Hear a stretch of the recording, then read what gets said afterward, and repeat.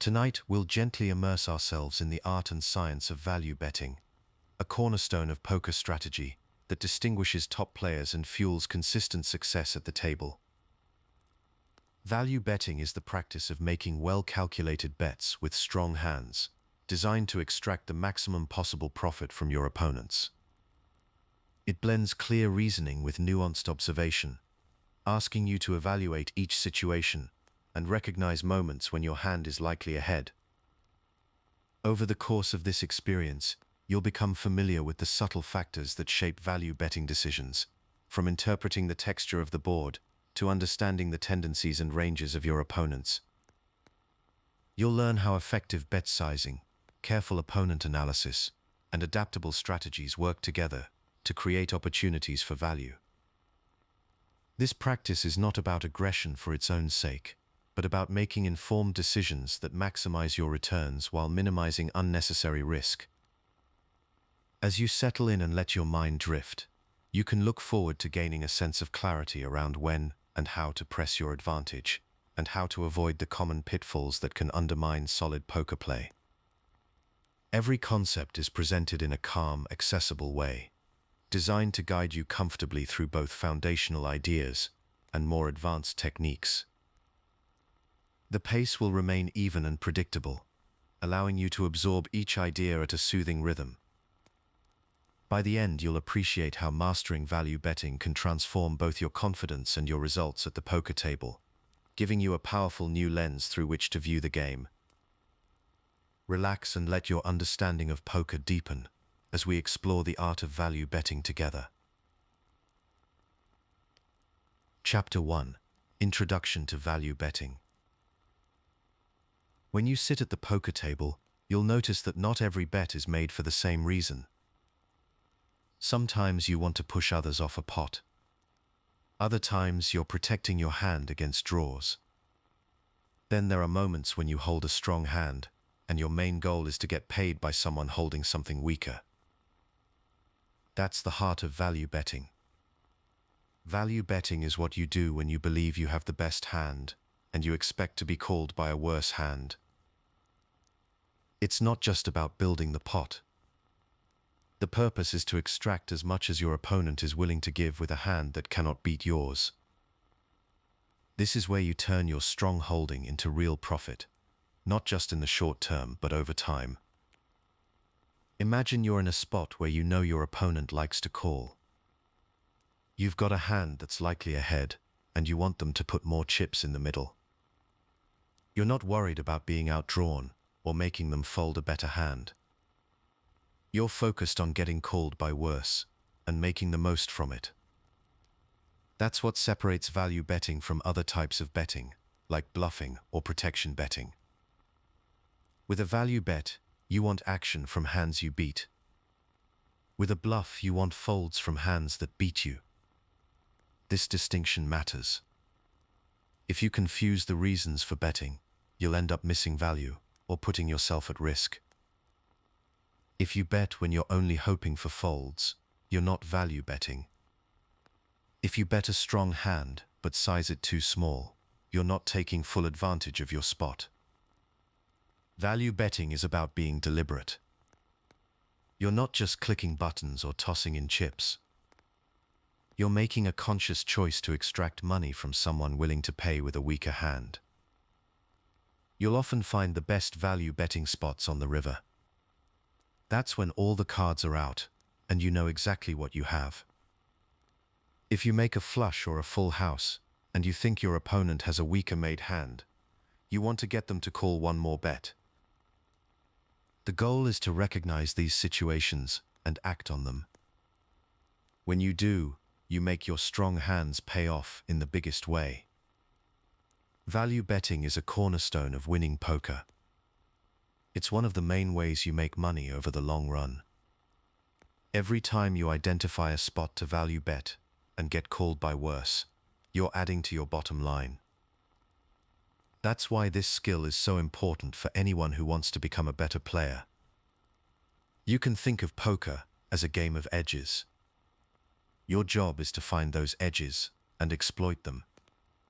Value betting is one of the clearest edges you can have. If you're always checking back or betting too small with your best hands, you're leaving money on the table. Those chips go to players who are more willing to press their advantage. On the other hand, if you always bet too aggressively without considering your opponent's range, you risk getting called by better and losing value.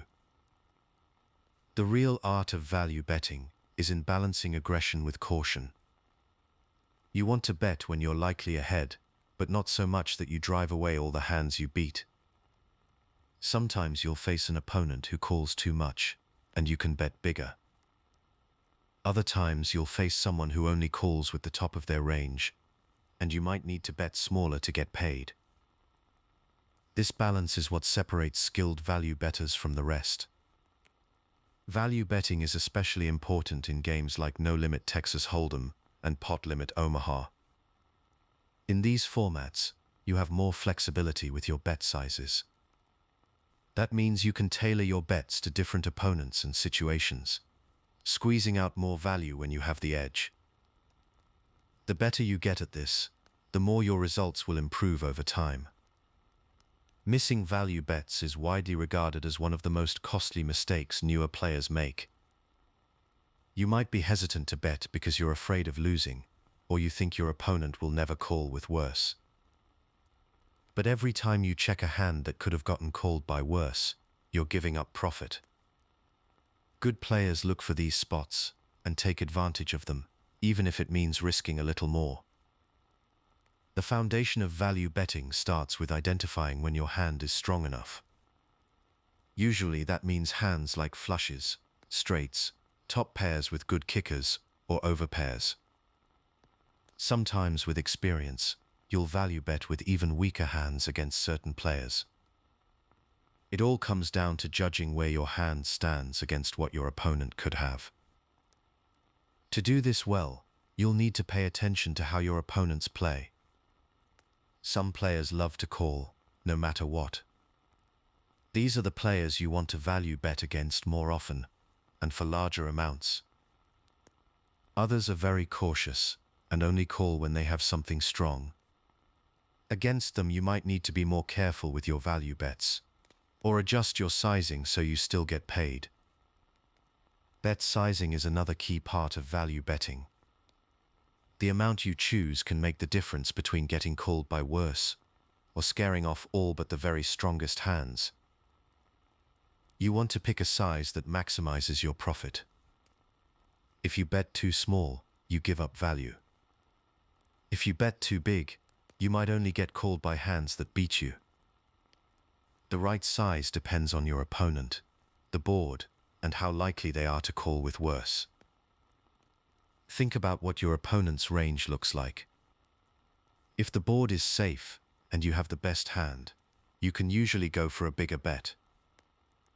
If the board is scary and you think your opponent might fold a lot of hands you beat, a smaller bet might be better. A good value bet is one where the expected profit is positive. That means the amount you win when called by worse hands outweighs the times you're called by better hands. This calculation is at the core of every value betting decision, even if you're not running the math in your head every time. It's common for players to bet too small with strong hands. Maybe you're worried about losing your customer. Maybe you're not sure how much they'll call. But if you never test the upper limit of what your opponent will pay, you'll never know how much you could have won. Over time, those missed chips add up. Value betting is not just a tactic. It's a mindset. When you approach each hand, you want to be looking for spots where you can get paid by worse. You want to be aware of your opponent's tendencies, the texture of the board, and your own image at the table. All of these factors play a role in how much value you can extract. The more you practice value betting, the more natural it becomes. You'll start to recognize patterns in your opponents. You'll get a feel for when to go for more and when to hold back. With time, you'll see your results improve as you claim the value that's rightfully yours. Let yourself slow down and notice these moments. The table gets quieter. You look at your chips and think about how much more you can pull from the hand. That's where your edge lives. The skill of value betting is in these small choices, made with care and purpose, one hand at a time. Chapter 2: Understanding Opponent Ranges. When you sit down at the table, you're always playing against more than just the cards you see. Every decision you make depends on what you think your opponent could be holding. That set of possible hands is called their range. In poker, especially no-limit Texas Hold'em, a range is simply the full collection of hands your opponent might have at a given moment. You never know exactly what cards they hold, but you can start to narrow it down as the hand unfolds. Some players play a tight range. That means they only play a small number of strong starting hands.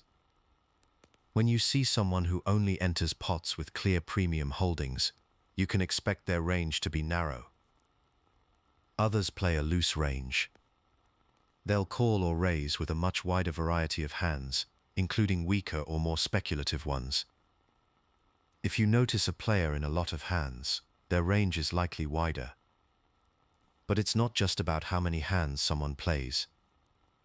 The way they play those hands matters too. Some players are aggressive, meaning they like to bet and raise. Their aggressive range tends to include more bluffs and semi-bluffs, not just strong hands. Others are more passive, opting to check or call more often. If you see someone calling a lot and rarely betting, their range will usually contain more weak and medium hands. These categories overlap and shift as the hand moves forward. For example, a tight player who suddenly bets big on the river may only do so with their best hands or as a rare bluff. A loose player who calls pre-flop and then checks every street might actually have a weak hand, or maybe they're trapping with something strong. Position and previous actions consistently shape the range. Someone who raises from early position usually has a tighter range than someone raising from the button. There are other ways to describe ranges. A linear or merged range means the player is playing a smooth spread of strong and medium hands, not just the very top. This is common when someone bets for value with many hands that can be called by worse. On the other hand, a polarized range includes only very strong hands and clear bluffs, skipping those middle hands entirely. You'll see this more often when someone makes a huge bet, trying to get called by a worse hand or force a fold from everything else. By learning to classify opponent ranges, you start to see the game in a new way. You're no longer just playing your cards. You're betting for value when you believe your opponent can call with worse, and slowing down when you think their range is too strong. This foundation is what lets you make better decisions every street. Now let's talk about how you actually figure out what kind of range your opponent might have. You start with their position at the table and their pre-flop actions. Someone raising under the gun is much more likely to have a strong starting hand than someone calling from the big blind. As the hand goes on, you watch how they bet. The size of their bets tells you a lot. Small bets often signal a merged or linear range, where they're trying to get value from hands that are not quite the nuts but still strong. Large bets, especially overbets on the turn or river, often suggest a more polarized range. They either have a monster or very little, and rarely those medium hands. You also want to pay attention to how the board interacts with their possible hands. Certain flop textures favor the pre-flop raiser's range. Others help the caller's range. If your opponent bets on a board that's unlikely to have helped them, you might suspect a bluff or a weaker hand. If they check on a dangerous board, it could mean they're cautious with a medium holding, or perhaps they're trapping. The real skill comes in adjusting your value bets based on what you think your opponent can call with. If you believe their range includes many weaker hands, you can bet bigger and more often for value. If their range is mostly strong hands, you may want to keep the pot smaller or even check back. The art of value betting is about extracting the most chips when you're ahead, but not paying off when you're behind. Sometimes you'll notice your opponent's range is capped. That means, based on the way they played earlier streets, they probably don't have the absolute best hands. If a player called pre-flop and then called again on the flop without raising, it becomes somewhat less likely, though not impossible, that they hold the absolute best hands, since many players raise for protection or value with very strong holdings. Other times, you'll see their range is polarized. Maybe they're only betting the river with either very strong hands or bluffs, nothing in between. In these moments, you can adjust your bet size to get called by worse or avoid paying off their rare value hands. You also need to factor in your opponent's specific tendencies. Some players have a strong tendency to call across a wide range of situations. Against these players, you can value bet thinner, meaning you can bet with hands that are only slightly better than what they might call with. Over time, this adds up to a lot of extra chips. Others fold too often, unless they have the nuts. Against them, you may want to bluff more and value bet only with your very best hands. Keep in mind, you're always working with incomplete information. You can never put someone on just one exact hand. The goal is to narrow their possible holdings into a reasonable range and make your decision based on that. As you get better at reading ranges, you'll find more spots to value bet and avoid tough situations when you're likely behind. Opponent tendencies are always shaping your read. If someone is known for calling down with weak hands, you can target them with larger value bets. If they only call or raise with the nuts, you need to be more cautious. You'll start to notice patterns. Maybe someone always bets draws aggressively, which means their range on the turn is wider and includes many hands that missed. This opens up chances for you to value bet thinly when those draws do not complete on the river. Watching showdowns is one of the best ways to refine your understanding of an opponent's range. When a hand goes to showdown, pay close attention to what they played and how they played it. Did they call down 3 streets with a weak pair? Did they bluff the river after missing a draw? Every time you see their cards, you get more information on how they construct their ranges and what kinds of hands they take certain actions with. If you misread an opponent's tendencies, you can lose value or even give away chips. Betting too thinly against someone who only calls with the nuts will cost you. Being too cautious against someone who calls with any pair means you miss out on value. The more you observe, the more you'll adjust. Stack sizes and game dynamics can also change how people play. A short stack might push all in more often, though whether this tightens or widens their range depends on the player and the situation. A deep stack may call or raise with a wider variety of hands, especially in late position. All these factors come together every time you make a value bet. You're not just thinking about your cards. You're thinking about what your opponent could have, how they're likely to play it, and what you can do to get the most value. Every adjustment you make is based on your evolving sense of their range and how it fits the board. When you're at the table, try to slow down and really watch the action. See who plays tight, who plays loose, and how they size their bets. Notice who calls too much, who folds too much, and who likes to bluff. The more you pay attention, the sharper your range reading becomes. This is what lets you make those small, steady gains over time.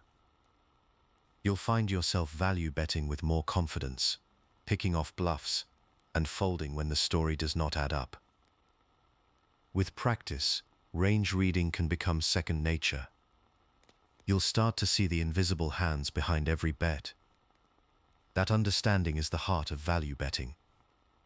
The more you see, the more you can take from every session. Let the game slow down for you, and let your reads do the work. Chapter 3. Bet Sizing for Maximum Value.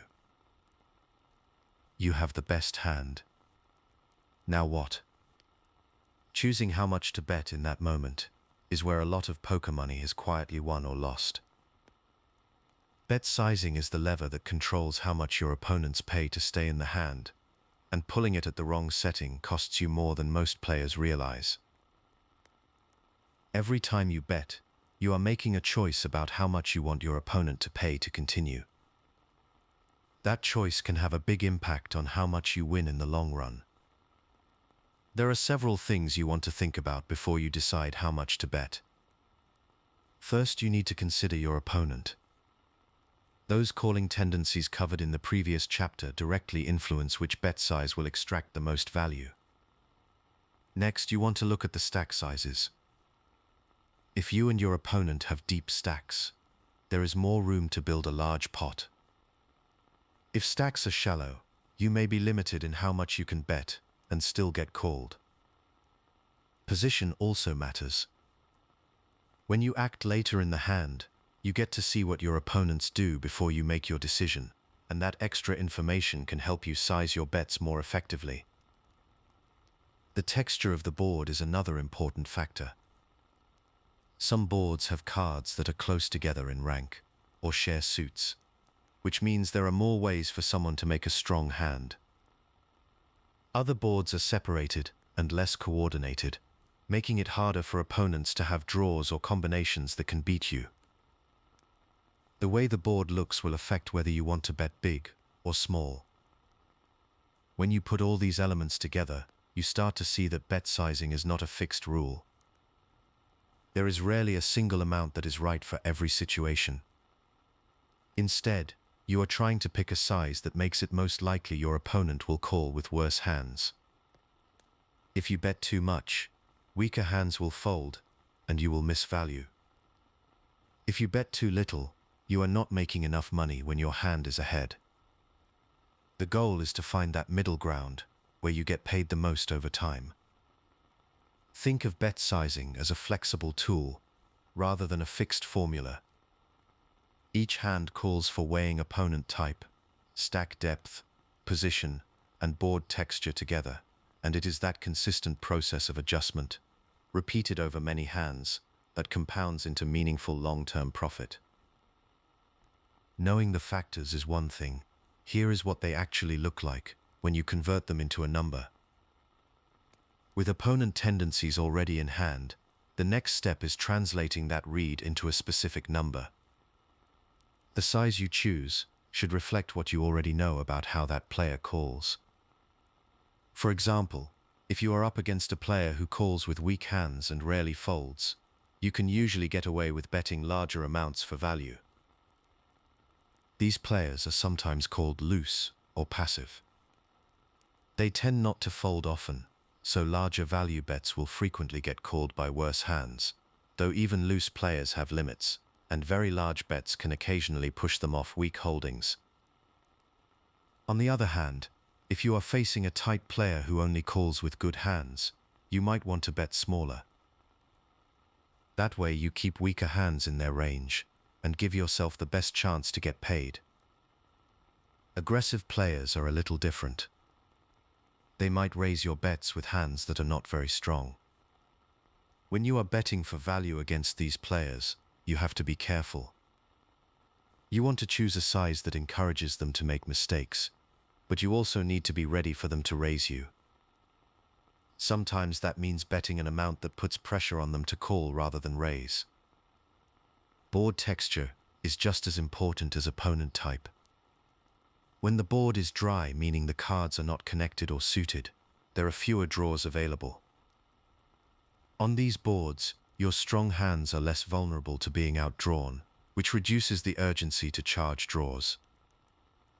Smaller bet sizes can still generate value, and bets in the range of 1/4 to 1/2 of the pot are a reasonable starting point, though the right size still depends on your opponent's tendencies and how much of their range connects with the board. When the board is... These are boards with lots of connected or suited cards, which means there are more straight and flush draws possible. On these boards, you want to bet larger. The logic here is straightforward. Larger bets make it more expensive for opponents to chase draws, and they reduce the risk of being outdrawn cheaply. Bets in the range of roughly half the pot to around 3/4 of the pot are commonly used on wet boards, with full pot-sized bets reserved for situations where protection is critical or stack-to-pot ratios support aggressive sizing, as they charge draws appropriately while keeping some portion of an opponent's range in the hand. You are charging your opponents the maximum when they want to continue with hands that can improve. Some players will call almost any bet size on a wet board because they are chasing draws. Others will fold unless they have a strong draw or made hand. By watching how your opponents react to different board textures and bet sizes, you can learn to tailor your bets even more precisely. Over time, you will get a feel for which players are more likely to call big bets on dynamic boards and which ones are more cautious. It is also helpful to think about how elastic or inelastic your opponent is in their calling decisions. Some players will call small bets, but fold to larger ones. Others will call almost any size if they have a piece of the board. If you notice that a player is inelastic, that is, they call the same range of hands no matter what size you bet, you should lean toward larger value bets. If they are elastic and change their calling range based on your bet size, you may want to experiment with smaller bets to keep them in the hand.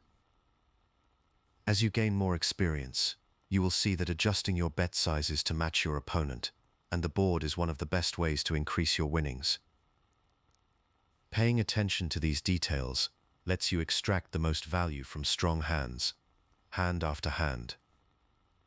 With all these moving parts, it is easy to make mistakes when choosing your bet size.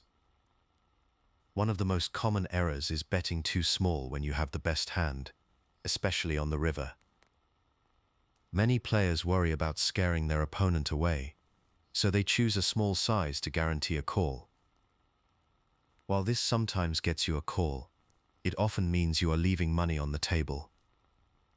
Against opponents who tend to call with a wide range, betting larger will generally earn you more over time in most situations, assuming your hand is ahead of that calling range, though stack depth and board texture can affect how far this principle applies. Another mistake is underbetting strong hands on earlier streets. If you use a small bet size, like 1/3 of the pot, when you hold a strong made hand and your opponent has a wide calling range, you are not charging them enough to see more cards. This is especially important on boards where there are many possible draws. You want to make opponents pay to chase those draws and protect your hand from being outdrawn. Overbetting is also a problem, but for a different reason. If you bet too much on the flop or turn, you may force weaker hands to fold that would have called a smaller bet. This is especially true on dry boards or against cautious opponents. Overbetting early can also make it harder to get value on later streets. If you use a very large bet on the flop, you may not have enough chips left to build the pot on the turn and river. This can keep you from getting the maximum value from your strong hands. A mistake that comes up often is failing to adjust your bet sizes based on the board. Some players use the same bet size, no matter what cards are on the table. This can be a problem because dry and wet boards call for very different approaches. Using a large bet on a dry board may scare away all but the very strongest hands, while using a small bet on a wet board can give opponents the right price to draw against you. Not considering opponent type is another frequent error. If you always use the same value bet size, you are missing chances to get more value from certain players. For example, betting small against a passive opponent out of caution tends to cost value in the long run. These players tend to call with a wide range, so you can bet bigger and expect to get called by worse hands. On the other hand, Betting too small against opponents who would have called a larger size means you are not getting paid as much as you could. If you want to improve your bet sizing, start by asking yourself a few questions before you bet. What kind of opponent am I facing? How deep are the stacks? What does the board look like? Is my hand vulnerable to being outdrawn? What size do I think my opponent will call with worse hands? By taking a moment to think through these questions, you can avoid the most common mistakes. One practical way to adjust your bet sizing is to pay attention to the results of your value bets. If you notice that your small bets are always getting called but your big bets never are, you might be missing out on value. Try increasing your bet size gradually and see if you still get called. If you do, you are likely finding a better size for that opponent. If you notice that your big bets are never getting called, try reducing your size and see if you get more action. You can also learn a lot by watching other players at the table. Notice what happens when someone bets big on a wet board. Do their opponents call with draws, or do they fold? What about when someone bets small on a dry board? Do they get called by weaker hands? By observing these patterns, you can start to build a sense of what works and what does not in different situations. The process of finding the right bet size is ongoing. Every opponent is a little different, and every board brings new challenges. The more you practice adjusting your sizes, the better you will get at finding the balance that extracts the most value. Over time, these small improvements will add up, and you will see the results in your winnings. Bet sizing is not just a decision you make once per hand. It is a habit you build over hundreds of sessions. Each time you pause to weigh your opponent, the board, and the stack depth before committing chips, you are compounding small edges into meaningful long-term profit. That discipline, repeated hand after hand, is what separates players who extract full value from those who leave money on the table. Chapter 4: Board Texture Analysis. Every value bet you make is shaped by something sitting right in front of you, the board.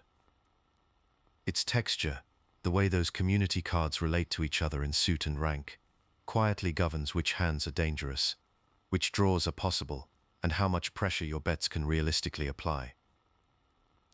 Some boards are described as wet. These are the ones with lots of suited or connected cards. On wet boards, there are usually several ways for draws to emerge. That means your opponents might have flush draws, straight draws, or both. Their hands can improve dramatically if the right cards come next. This potential for change makes wet boards dynamic. They reward close attention and a flexible approach. Other boards are called dry. Dry boards do not have many suited or connected cards. Draws are rare, and most hands do not improve much on later streets. Value hands on these boards are not as vulnerable to being outdrawn. You will find that dry boards often lead to more straightforward value betting choices, because your opponents have fewer ways to catch up. There is more to board texture than just wet and dry. Some boards come paired, meaning at least 2 of the 3 community cards share the same rank. Paired boards appear on roughly 1 in 3 flops, based on combinatorial analysis. These textures interact with pre-flop ranges in unique ways. For example, a paired board can change how likely it is that someone holds trips or a full house. The type of board, whether it is paired or unpaired, matters for how you approach value betting. You can also think about board texture as being static or dynamic. A static board is one where the best hand now is likely to stay the best hand. Dry, unpaired boards are often static. Dynamic boards are those where the best hand can change quickly, usually because there are many draws possible. Wet or coordinated boards tend to be dynamic. As you gain experience, reading these categories tends to become more instinctive for most players. A quicker, more accurate read of the board can translate into better bet sizing, better timing, and fewer situations where a confident value bet runs into a hand that has quietly taken the lead. Categories are only useful when they change how you play. Here is what each one actually demands from your bet sizing. Wet boards demand urgency. Your opponent is more likely to be drawing, and letting them see cards cheaply hands them an opportunity they should have to pay for. The presence of many draws means your made hand could be outdrawn by the river. On wet boards, it is common to size up your value bets. By betting larger, you make it expensive for opponents to chase their draws. You also protect your hand from being outdrawn. However, you must weigh this against the risk of chasing away hands that would call a smaller bet. The right sizing depends on how likely your opponent is to continue, and what hands you expect them to have. Dry boards usually present fewer threats. With fewer draws available, your strong hands are less likely to be outdrawn. Value betting becomes more straightforward because your opponents have fewer reasons to continue. Since there are not many hands that can call big bets, smaller value bets can be more effective. You want to keep your opponents in with hands that are worse than yours. It is also important to think about how the board connects with your opponent's likely holdings. If the board fits well with the range of hands they might have, you should proceed with caution. If the board favors your own range, you can be more confident in betting for value. This principle is especially important when you have the advantage of position or when you are the pre-flop aggressor. The texture of the board also affects how often you should be value betting. On some boards, value betting frequently is profitable because your range is strong and your opponent is likely to call with worse. On other boards, especially those that favor your opponent's range or contain many potential draws, it can be better to check more often and keep the pot smaller. As each new community card appears, the board texture can change in ways that affect your value betting strategy. The flop might start out dry, but a turn card can bring in a straight or flush draw, making the board much wetter. Conversely, a board that is wet on the flop can become relatively dry if the turn and river do not complete any draws. When the board changes from flop to turn, or from turn to river, you need to reassess both your own hand and the range of hands your opponent could have. If a new card completes a possible draw, some hands that were behind may now be ahead. For example, if a flush draw completes, you should be cautious about value betting unless you have a hand that beats a flush. If the new card does not change much and the board stays dry, you can often continue value betting with confidence. Paired boards on the turn or river bring their own set of challenges. When the board pairs, the chance of full houses goes up. Opponents may adjust how willing they are to call your bets, especially if the paired card interacts with their range. In these spots, you might need to adjust your bet size, or even spread your value betting over multiple streets to get the most value from weaker hands. Sometimes a turn or river card is a blank. This means it does not complete any draws or improve many hands. When this happens, the board texture remains mostly unchanged. If your hand was strong before, it likely still is. You can keep value betting as you planned, but stay aware of how your opponent might interpret your bets. Maintaining awareness is crucial as the board evolves. Each new card can shift the balance of power and open or close the window for value.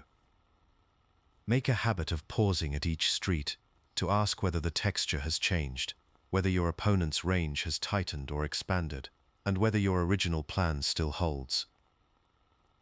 If the answers have changed, your bet sizing and frequency should change with them. Getting comfortable with board texture is a process. The more hands you see and the more often you pause to consider the shape of the board, the easier it gets. Over time, you will develop a feel for the difference between a board that calls for caution and one that supports a more aggressive value betting approach. You will see how the right value bet on the right board can draw calls from worse hands and avoid giving away too much when the board turns dangerous. When you sit down to act, take a moment to read what the board is telling you. The suits, the ranks, and how they connect carry more weight than they first appear to. Building that habit hand after hand is what turns board texture from an abstract concept into a reliable instinct. Chapter 5. Reading Opponent's Hand Strength. Let's take a moment to slow down and focus on how players read into what their opponents might be holding. In a game like No Limit Texas Hold'em, sometimes the cards you can't see matter, even more than the ones you can. The key is to watch for patterns in how others bet, check, or raise. These patterns don't give you a cheat sheet to their cards, but they do offer clues about how strong or weak their hands might be. The first step is to pay attention to how much an opponent bets. In No Limit Texas Hold'em, bet sizing often tells a story. When a player puts out a very large bet, it can mean they have a very strong hand. Sometimes, though, it means they're bluffing and want to scare you away. The point is, big bets usually mean a player is feeling polarized. They either have something powerful or almost nothing at all. On the other hand, small bets can signal something different. A small bet might mean they have a medium-strength hand and want to keep the pot manageable. Sometimes it's a way to control the pot size and avoid playing for all their chips with a hand that's decent but not great. Of course, good players know this, so they may deliberately mix up their bet sizes to keep you guessing. Still, over time, most people fall back into habits. Next, you'll want to notice how quickly or slowly someone acts. The timing of a bet or check sometimes offers a little extra information. If a player takes a long time before betting, they might be weighing a tough decision. Maybe they're unsure about their hand. A snap bet can sometimes suggest they had already decided on their action before the card fell, though this inference is far from guaranteed. But you have to be careful here. Online, the timing can be misleading. People get distracted, or they use automatic buttons. In live games, timing can be more useful, but it still takes a lot of experience to know what a delay really means. That's why timing alone is never enough. The third piece of the puzzle is betting frequency. If you see someone betting often across many hands, it usually means they like to take control and show strength. They might be aggressive players who bet with a wide range of hands. Others might hardly ever bet, unless they have something strong. Watching how often someone bets, checks, or raises in different situations can help you build a profile of how they play. It's not about one hand or one moment. It's about what you notice over dozens of hands. Patterns emerge, and those patterns help you make better decisions. All these clues, bet size, timing, and frequency, work best when you combine them. No single action tells you everything. But when you see someone consistently betting big when they have strong hands, or always checking when they're weak, you start to get a sense of their tendencies. The more hands you see, the clearer the picture becomes. Still, you have to remember that poker is a game of incomplete information. There's no perfect system for reading opponents. You're always making the best guess you can with the information in front of you. Now let's move from general patterns to the specific actions players take on each street. Every round of betting, pre-flop, flop, turn, and river, gives you new information. Early in the hand, before the community cards come out, how someone enters the pot tells you something. Maybe they raise, maybe they call, or maybe they fold. Each action starts to define the boundaries of what they might be holding. Once the flop is dealt, the picture changes. If a player who raised before the flop suddenly checks, maybe they missed the board. If they keep betting, maybe they connected with the flop or want to represent that they did. The flop round is where you start to see the first real signs of what hands might be in play. If someone bets small, they might be probing for information or keeping the pot small with a hand that's not quite strong enough to bet big. The turn is where many hands start to define themselves. If a player keeps betting strong on the turn after betting the flop, that often means they have a hand they like.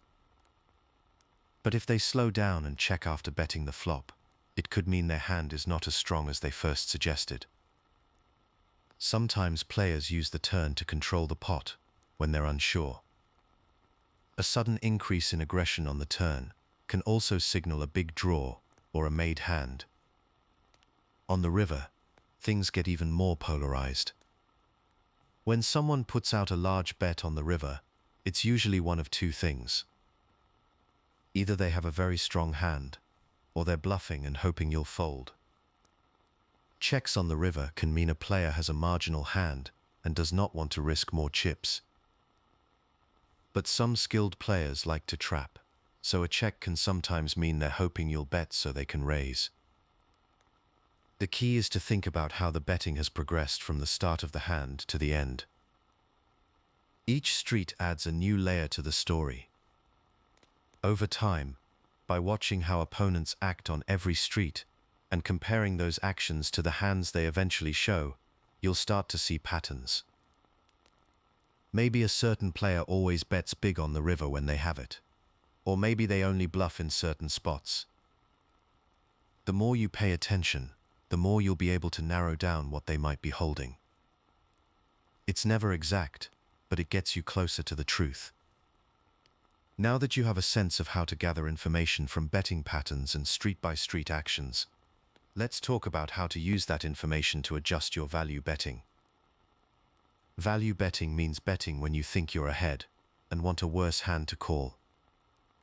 If you think your opponent is weak based on their actions, you can make your value bets a little bigger. This helps you win more when they call with worse hands. But there's a balance. If you go too big, you might scare them away and miss out on value. Sometimes a smaller bet keeps them in the pot and gets you paid off. If you sense that your opponent is strong, maybe because they've bet big on every street or suddenly got aggressive on the river, it can make sense to bet smaller or even check. By keeping the pot manageable, you avoid losing too much when you're behind. Sometimes a small value bet will get called by a medium-strength hand that would have folded to a bigger bet. Other times it keeps you from getting raised off your hand when you're not sure you have the best of it. The real trick is to find the right balance between risk and reward. You want to get as much value as you can when you're ahead, but you don't want to give away too much when you're behind. That's why paying attention to opponent tendencies over many hands is so important. If you notice someone always calls with weak hands, you can size up your value bets a bit more. If someone only calls when they're strong, you might want to keep your value bets smaller or check behind.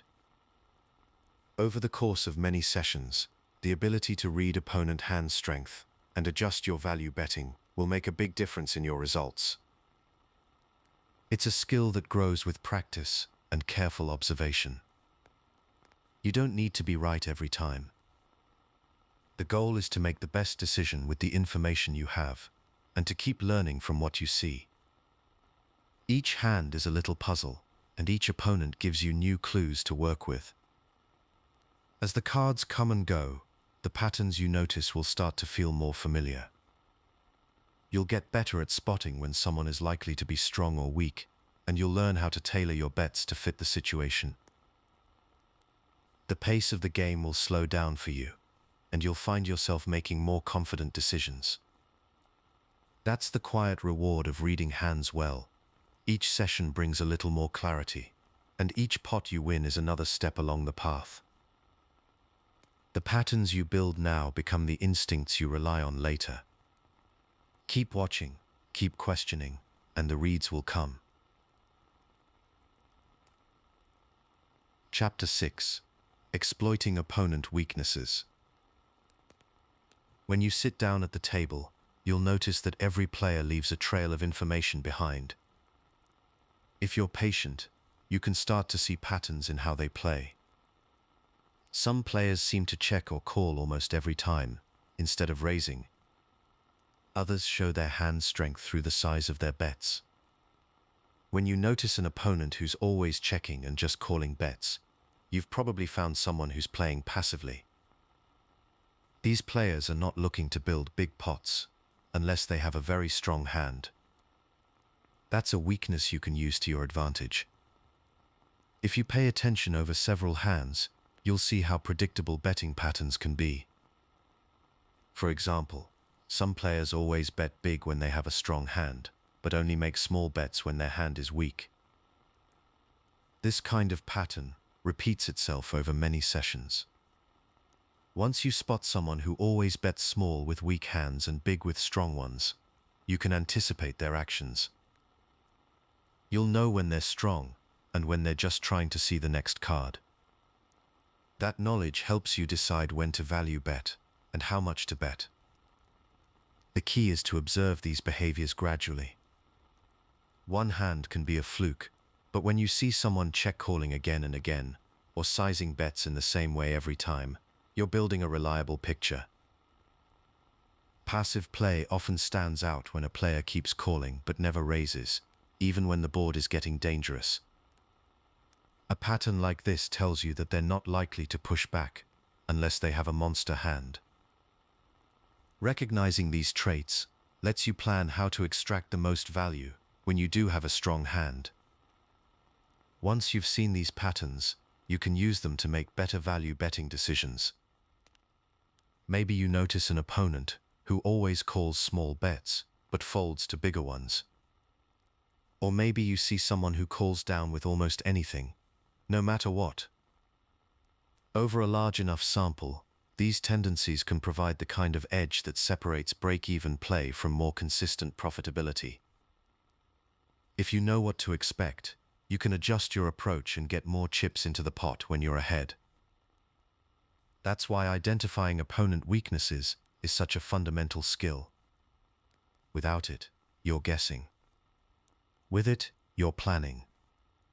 Now, let's talk about how to put this information to work. When you spot someone who calls far too often, you'll want to make your value bets bigger. These players, sometimes called calling stations, won't fold easily, so you get to extract more value from your strong hands. Those bigger bets, called consistently against players who refuse to fold, compound into a meaningful edge, which is exactly what expected value captures. You're not just hoping for a good outcome in one hand. You're making decisions that will show profit over many hands. If you're facing a player who's always passive, you can also increase your value betting frequency. Since they're not likely to raise, you're less at risk of running into a big hand. You can bet more often when you have an edge, knowing that you'll usually get called by weaker holdings. Sometimes you'll want to adjust your bet sizes as well. If you notice that an opponent only calls small bets but folds to big ones, you can start making smaller value bets. This encourages them to call with hands they might otherwise fold, which means you're still getting value but not scaring them away. Timing is another tool you can use. When you wait until later streets to make your value bets, you'll often find that opponents become more committed to the pot. They've already put chips in, so they're more likely to call a larger bet on the turn or river. For example, if you see someone who hesitates to fold on the river, you can size up your bet and get paid off with your strong hands. The more you watch, the more you'll see which opponents are likely to call down light and which ones tighten up as the hand progresses.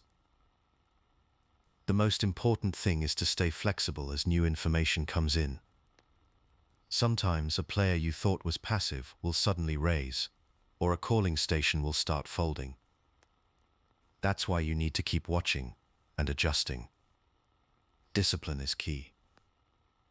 Don't fall into the habit of always betting big just because it worked once. Instead, match your bet sizes and timing to what you're seeing right now. The goal is always to maximize your expected value by getting the most money in the pot when you're ahead and the least when you're behind. As you adapt, you'll notice that you're able to pull more chips from opponents who don't adjust back. Over time, these small edges add up. You're not just playing one hand, but creating a strategy that wins over the long run. Let's shift to the idea of aggression. There's a fine line between pushing for value and overdoing it.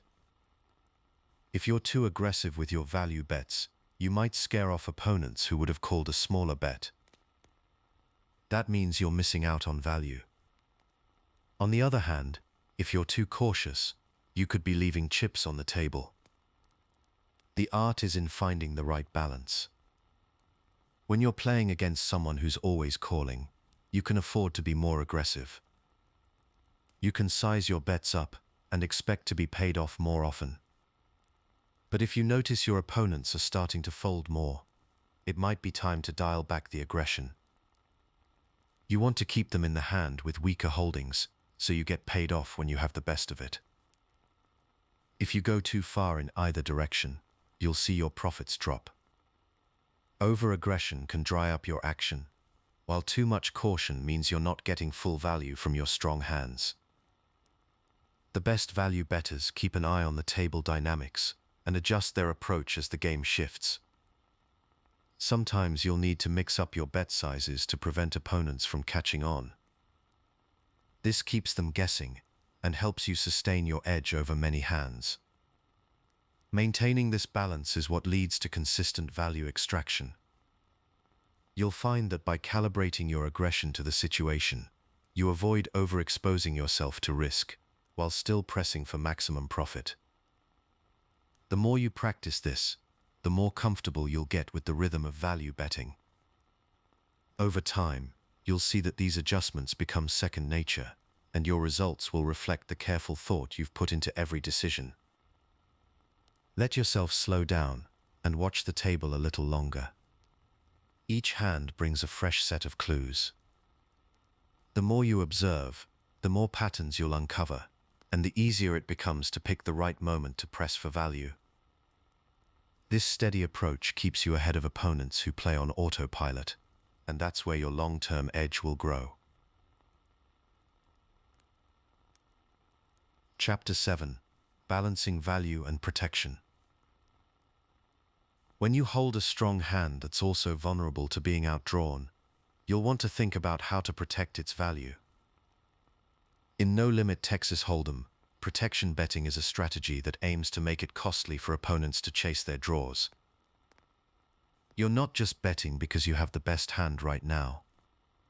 You're also betting to force your opponents into a decision. If they want to continue, they'll need to pay a price that makes it mathematically incorrect to chase you down with weaker holdings. The main idea is to reduce the chance that your opponent gets to see the next card for free or at a discount. Whenever a board brings several possible draws, maybe flushes or straights, you'll often see players bet larger to protect their hands. This is because, if you check or bet too small, your opponent can call with their draw at a price that's favorable to them. Over time, letting opponents see extra cards cheaply increases the chance that your strong but vulnerable hand will lose its advantage. As covered when we looked at board texture, coordinated boards demand more urgency. Here, that urgency has a price tag. Betting enough to deny your opponent correct odds is what tips the hand in your favor. The goal is to give your opponent a choice between folding and calling at a price that's simply not profitable for them in the long run. If you bet roughly 2/3 to a full pot size against a drawing hand with about 8 or 9 outs, you're often making it incorrect for them to call. That's because their chances of improving are not enough to justify the price you're charging. It's important to recognize that protection betting is not just about making opponents fold. Even if they call, you're still retaining equity. You'll often have the best hand, and you're making it expensive for your opponent to continue. This approach generates fold equity against draws and ensures that when called, you're still ahead a fair amount of the time. There's a tension here, though. Sometimes you want to get called by worse hands because that's how you extract value. Other times, you want to make sure your opponent pays if they're chasing a draw.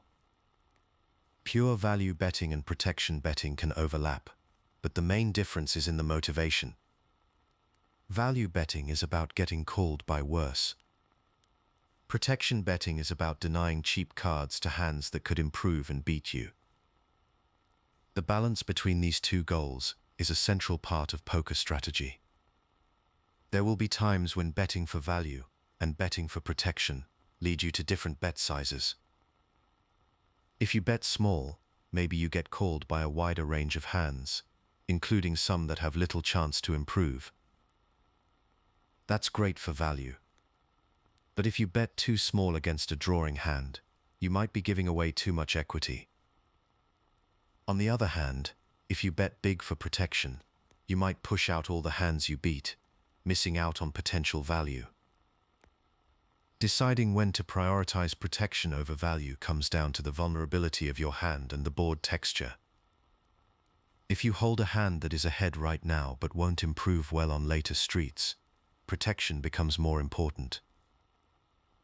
For example, top pair on a board with two suited cards and connected ranks is much more vulnerable than top pair on a dry board. In the first case, you'll want to bet enough to make it costly for opponents to chase flush or straight draws. In the second case, you can lean more toward value betting, since there are fewer hands that can catch up. It's also worth noting that sometimes a protection bet is the right play, even if you don't expect to get called by worse hands very often. That's because the cost of letting your opponent draw cheaply is simply too high. Giving a free or cheap card on a dangerous board can lead to difficult turn or river decisions, or cost you the pot when your opponent hits their draw. So when there's a reasonable chance you have the best hand but the board is threatening, protection should take precedence over squeezing out thin value. Of course, if you always bet large for protection, you can miss out on value from hands that would have called a smaller bet. The key is to recognize when the risk of being outdrawn outweighs the reward of extra value. If your hand is strong but not robust, meaning it's unlikely to improve if an opponent catches up, you'll want to lean toward protection. If your hand is robust, or the board is safe, you can be more focused on value. Now let's think about the factors that influence whether you should lean toward value or protection in your betting decisions. One of the biggest is opponent tendencies. If you're up against a tight or cautious player, they'll likely fold their draws when faced with a strong bet. That increases your fold equity and makes protection betting more effective. But if your opponent is loose and calls frequently, they'll often continue with their draws even at a bad price. In this case, you're still protecting your hand, but the benefit comes more from making them pay a premium for the chance to improve. Stack depth also plays a role. When stacks are deep, the cost of being outdrawn is higher, because you risk losing a large pot if your opponent completes their draw. That means there's more incentive to bet big enough to deny profitable calls. With shallow stacks, you might not have as much room to maneuver, and the size of the pot relative to the remaining stacks can limit your options. You might end up committed regardless, which can make protection betting less of a focus. Board texture is another key factor. On dry boards, where there are few draws, the urgency for protection is low. You can size your bets for value, targeting calls from weaker-made hands. On wet boards with multiple draws possible, you'll want to size up to protect your equity. Recognizing which boards demand more protection comes with experience, but generally speaking, the more coordinated the board, the more you should consider the danger posed by possible draws. The interplay between these factors means you'll need to adjust your approach as game dynamics shift. If you notice your opponents are adjusting, or if stack sizes change, you'll want to rethink your sizing and priorities. Sometimes, against stronger opponents who understand protection betting, you'll need to mix in checks with vulnerable hands to avoid becoming too predictable. Other times, you'll want to stick with straightforward protection bets, especially in lower stakes games or against opponents who don't adjust as quickly.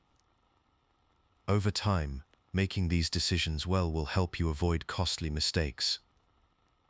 You'll find yourself extracting more value when it's safe to do so, and protecting your stack when the risk of being outdrawn is high. Much of the skill lies in weighing these variables in real time, combining your understanding of your opponents, the board, and the pot to settle on the bet size and strategy that best serves your hand. As the cards come out and the dynamics shift, you'll keep returning to this balance. Each new street brings fresh information, and the right move will always depend on the mix of risk and reward in that moment. When you slow down and weigh the factors, opponent, stack, board, and your own hand's vulnerability, you'll start to see the right path more clearly. The right bet is rarely about one variable in isolation. It is the product of reading the board, knowing your opponent, and honestly assessing how much danger your hand is in. Get those three things working together, and the balance between value and protection starts to find itself. Chapter 8: Value Betting in Multi-Way Pots. 3 players in the pot. 1 bet to make. Suddenly, the math you trusted heads up no longer adds up the same way. Every extra player in the hand changes the entire risk and reward structure. In heads-up pots, you only have to worry about a single range and a single set of reactions. When you are up against 2, 3, or even more opponents, your hand's equity is divided among all players left in the pot. That means each opponent, by staying in, takes a share of your winning chances.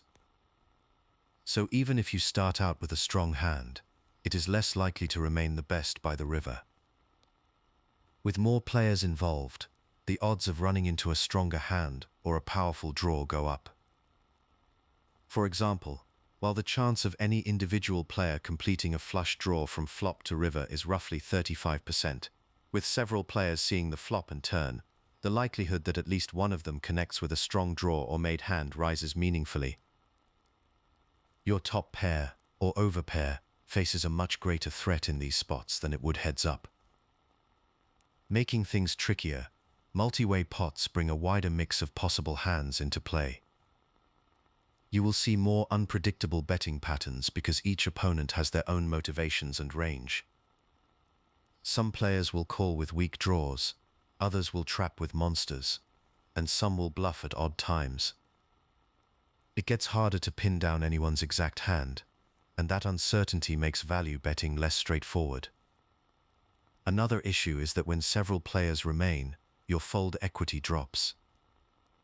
In heads-up play, a single bet might force your opponent to fold most of their worse hands. In a multi-way pot, each player only has to defend their share of the pot, so they can afford to fold more often. That means you get called less frequently by hands you beat, and when someone does call, their range is usually stronger. The threshold for what counts as a value bet rises. Hands that would be straightforward value bets, heads up, often become marginal when 3 or 4 people are in the hand. Because of these factors, copying your heads-up value betting approach without adjustment is unlikely to serve you well in multi-way spots. The risks and rewards shift with every additional player. You have to weigh not just whether you are ahead right now, but also how likely you are to stay ahead, and how likely it is that someone will call with a worse hand.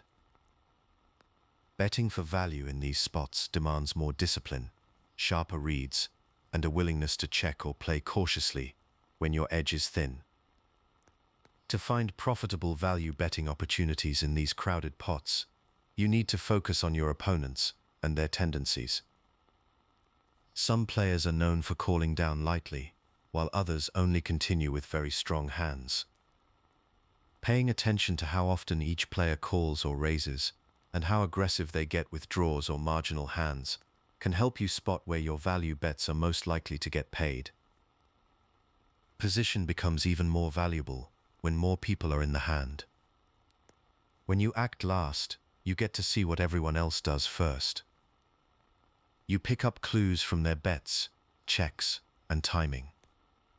This extra information lets you make sharper decisions about whether to go for value or slow down. Being in position also lets you control the size of the pot more effectively, which is crucial when the situation is volatile. When you are first to act, you have to make decisions with far less information. Betting for value can be riskier, especially if you are not holding a very strong hand. In these spots, it often makes sense to play more cautiously and lean towards checking with hands that are only medium strength. This helps keep the pot smaller and avoids getting check-raised by a player behind you who might have you beat. Another key is to be selective with your value bets. You want to bet when you are likely to be ahead and likely to get called by worse hands. But you also need to be aware of the board texture and how many draws are possible. If the flop is very coordinated and offers several straight or flush draws, you have to consider how likely it is that one of your opponents is drawing or has already made a strong hand. In these situations, betting for value should be balanced with protecting your equity. Sometimes a smaller bet can achieve both goals, getting value from weaker hands, while not giving away too much if someone has a big draw. There are also times when it is better to check and control the pot rather than bet for value. When your hand is only marginally ahead of what your opponents could have, checking can keep the pot manageable and help you avoid getting trapped by a check raise or a big bet from someone in position. In multi-way pots, this kind of pot control is especially useful because the risk of running into a better hand or a strong draw is higher. Nut potential. Having the best possible hand or draw becomes considerably more important when several opponents are involved. If you are drawing to the nuts or already have the nuts, you can bet more confidently, knowing that your hand has strong implied odds against multiple players. In contrast, if your hand is only strong but not the nuts, you need to be more cautious about building a big pot. Now let's talk about how to size your value bets when facing several opponents. In these spots, it is common to use smaller bet sizes, such as 1/3 of the pot, on certain flop textures. With more players likely to call, you can build the pot with your strong hands without risking as much when someone wakes up with a monster or a big draw. Smaller bets also make it easier for weaker hands to call, which improves your chances of getting paid. However, the right size always depends on the specific situation. If the board is dry and unlikely to connect with many hands, you might be able to size up a little, especially if you think your opponents will call with second pair or other marginal holdings. But if the board is wet and offers many possible draws, keeping your bet size smaller can help you avoid getting raised off your hand by a big draw or a disguised made hand. As the hand progresses, you have to stay flexible. The best bet size on the flop might not be right for the turn or river, especially as the board develops and the number of opponents shrinks. If you start the flop with 4 opponents, but only 2 call to see the turn, your strategy should adjust to reflect the new dynamics. Always keep track of how the situation is changing, and be ready to switch gears if the board gets scarier or if an opponent shows unexpected strength. Another important adjustment is to tighten your value betting range as the number of opponents increases. In other words, you should only bet for value with stronger hands when you are up against several players. With more people in the hand, the chance that someone has a strong draw or a hidden monster is higher, so hands that are only medium strength lose value as betting hands. The frequency of your value bets should also decrease in multi-way pots. You want to be more selective, choosing spots where you have a clear edge and can expect to get called by worse. If you value bet too often, you risk running into better hands or getting called by draws that have good odds to improve. By being more cautious, you protect your stack and avoid giving away chips in marginal spots. Finally, bet sizing itself can influence how your opponents react. A smaller value bet might encourage more calls from weaker hands, while a larger bet could scare off everyone but the strongest. Think about what you want to achieve with your bet. If you are confident that you are ahead and want to build a big pot, you might size up. If you are less certain or want to get thin value from marginal hands, a smaller bet is usually better. The dynamics of multi-way pots are always shifting. A spot that looks good for a value bet on the flop might turn dangerous by the river. Sometimes the board develops in a way that helps your hand, and sometimes it brings in draws that favor your opponents. Staying alert and flexible is the key to making the most of these opportunities. Multi-way pots reward patience. Before committing chips, read the board, weigh your hand against the likely ranges in front of you, and think through how each opponent is likely to respond. Adjust your bet size, frequency, and aggression level to fit the moment. Let each decision emerge from the specific dynamics of that hand, not from habit. Chapter 9: Advanced Hand Reading Techniques. Let's start with the idea that every table is a mix of personalities and playing styles. Some players are careful and only get involved with strong hands. Others are much looser, happy to see a flop with just about anything. When you're working to sharpen your hand reading, you want to start by profiling these opponents in a structured way. This is not guesswork. It's a process of watching what people do, how often they do it, and how their tendencies show up over time. You'll notice that some players in early position tend to be much tighter. They usually enter pots with a narrow range of hands. This means when they raise, you can expect them to show up with strong holdings, more often than not. If you observe a tight player put in a big raise from under the gun, you can reasonably eliminate many weaker hands from their likely range, though the exact cutoff depends on how tight their tendencies have shown to be. Their bets tell a story of strength and discipline. Loose players, especially those in late position, are different. They like to get involved with a wider variety of hands. This makes their range harder to pin down, but it's generally weaker on average. You'll see them calling pre-flop raises with hands that tighter players would never consider. When the flop comes, these players often continue with a much broader selection of hands. For example, studies of player tendencies suggest that loose players may continue on the flop with 30 to 50% of their range or more, depending on the player and situation. This means they're calling with not just strong-made hands, but also with medium pairs and draws.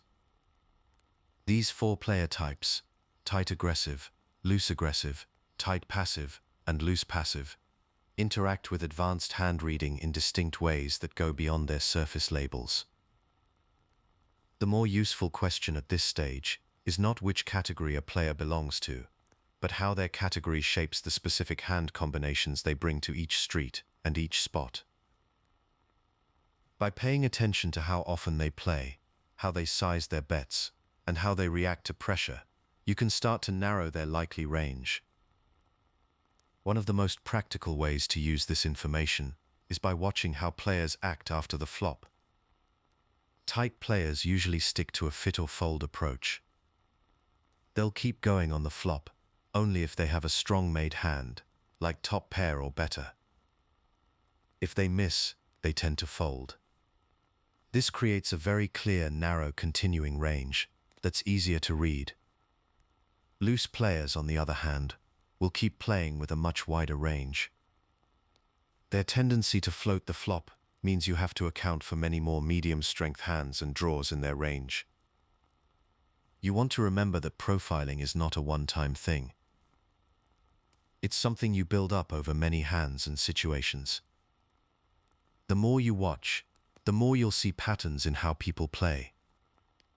Some players consistently bet small with medium-strength hands and size up for value or as a bluff. Some players raise on the river almost exclusively with near-nutted hands. These patterns help you eliminate hands from their possible holdings and focus on what's left. As you continue to categorize opponents, you'll notice that position matters a lot. A tight player in early position is typically holding a much stronger range than that same player in late position. When someone raises under the gun, you can often discount many speculative hands. But if they raise from the button, their range opens up and includes more draws and weaker combinations. By combining these observations with their bet sizing and frequency, you get a clearer picture of what they might be holding. The main point here is that advanced profiling is all about narrowing possibilities. It's not about nailing down a single hand, but about removing hands that do not fit the patterns you're seeing. Over time, this makes your hand reading more accurate and your decisions more informed. Let's move to how you can use information from previous hands to refine your sense of what opponents might have. Every hand you watch or play gives you clues. If you pay attention to betting patterns across multiple hands, you'll start to see which players like to bet big with strong hands or bluffs, and which players stick to smaller bets for medium-strength hands. Big bets often mean a polarized range, which is a mix of very strong hands and bluffs, with fewer medium-strength hands in between. Showdowns are especially valuable. When a hand goes to showdown, you get to see exactly what a player was holding and how they played it. This is concrete information. If you notice that a player made a large bet on the river with just a medium pair, you can remember that for future hands. These showdowns let you build a reliable sense of what types of hands each opponent is willing to take to the end. Over time, this accumulated data reveals patterns that no single hand ever could. It also pays to keep track of how often players make continuation bets on the turn. Some players, often called nits in training literature, will fire a continuation bet on the flop, but slow down on the turn unless they have a strong hand. If you see that a player only bets the turn with top pair or better, you can adjust your range assessment accordingly. Their turn bets become a clear signal for strength, while their checks often mean weakness. When you see someone make a small bet in a spot where you'd expect a bigger one with a strong hand, that can also tell you something. Small bets are often used with medium-strength hands, while larger bets are reserved for hands that can stand a lot of action, or for big bluffs. If you notice this pattern in previous hands, you can use it to guide your decisions in future similar spots. Hand histories from earlier sessions are another great resource. If you see a player consistently making the same types of bets with the same types of hands, you can start to predict their actions better. Maybe a player always checks back the river with marginal hands, or maybe they love to bluff missed draws. These repeated patterns can help you assign more accurate ranges. The key here is to focus on recurring behaviors, not just isolated incidents. One unusual hand does not define a player's style. Patterns that show up over and over are what matter most. By tracking these, you can adjust your default assumptions and make more precise hand-reading decisions. Now let's talk about how to refine your assessment of hand strength by combining the numbers with what you've learned about each opponent. You're never just guessing. You're weighing the statistical likelihood of certain hands against how your opponent usually plays. This is where the math meets the table. For example, The mathematical probability of flopping a set when holding a pocket pair is approximately 11.8%, or just under 1 in 8 flops. If your opponent is representing a set, but you've seen them play many hands aggressively without strong holdings, you might discount the chance that they actually have it. On the other hand, if you know they're tight and only raise with premium pairs, their story becomes more believable. There are 6 combinations of any specific pocket pair, such as pocket aces, out of the total 1,326 possible 2-card starting hands in Texas Hold'em. Knowing this helps you gauge how often certain strong hands are actually possible based on the action. If a tight player raises from early position, you can count the likely premium hands in their range and compare that to the total number of combinations. When you combine this knowledge with observed tendencies, you get a much clearer picture. Maybe you've seen that a certain player avoids thin value bets. If they bet big on the river, you can be more confident they have a strong hand, since they rarely go for value with marginal holdings. On the other hand, a player who often bluffs missed draws might be more likely to have a weak hand in that spot. It's important to keep updating your assessment as each new card comes out. The turn card can change everything. Maybe it completes a possible straight or flush, or maybe it's a blank. You want to think about how this card interacts with the ranges you've assigned. A scary card might slow down a player who was betting for value, or it might encourage a loose aggressive player to bluff. You should also weigh both the mathematical probabilities and the behavioral cues. If you know that a player has a low float percentage, meaning they rarely call the flop without a strong hand, then your top pair is likely to be good against them. Against someone who calls the flop with all sorts of hands, you need to be more cautious. Broadly, you want to categorize ranges into groups like monster hands, showdown value, and draws. This helps you stay organized in your thinking. If the betting suggests a player can only have a monster or a bluff, you can respond differently than if they might have a wide mix of medium-strength hands. All of these tools come together to make hand strength assessment a dynamic process. You're never locked into your first impression. As each street is dealt and each action is taken, you update your sense of where you stand. The interplay between position, bet patterns, probabilities, and player type gives you the best chance to make profitable decisions. When you use advanced hand reading in this way, it directly supports your value betting strategy. The more accurately you can narrow down what your opponents are likely to hold, the more confidently you can size your bets to extract value. You'll find that your profitability improves as you make fewer mistakes about where you stand in each hand. Take your time and watch closely. Every action at the table is a chance to gather more information. The more you practice this process, the more natural it becomes. Hand reading is not about certainty. It's about making the best possible guess with the information you have, using both numbers and patterns. When you approach it with patience and structure, you'll notice the edges start to add up. Chapter 10: Adjusting to Player Types. By now you've built a foundation for reading opponents and understanding their ranges. In this chapter, that knowledge gets put to work in a more targeted way, adjusting your value betting strategy based on the specific player type sitting across from you. Every table is a mix of personalities and tendencies, and you'll notice that some players fall into familiar patterns.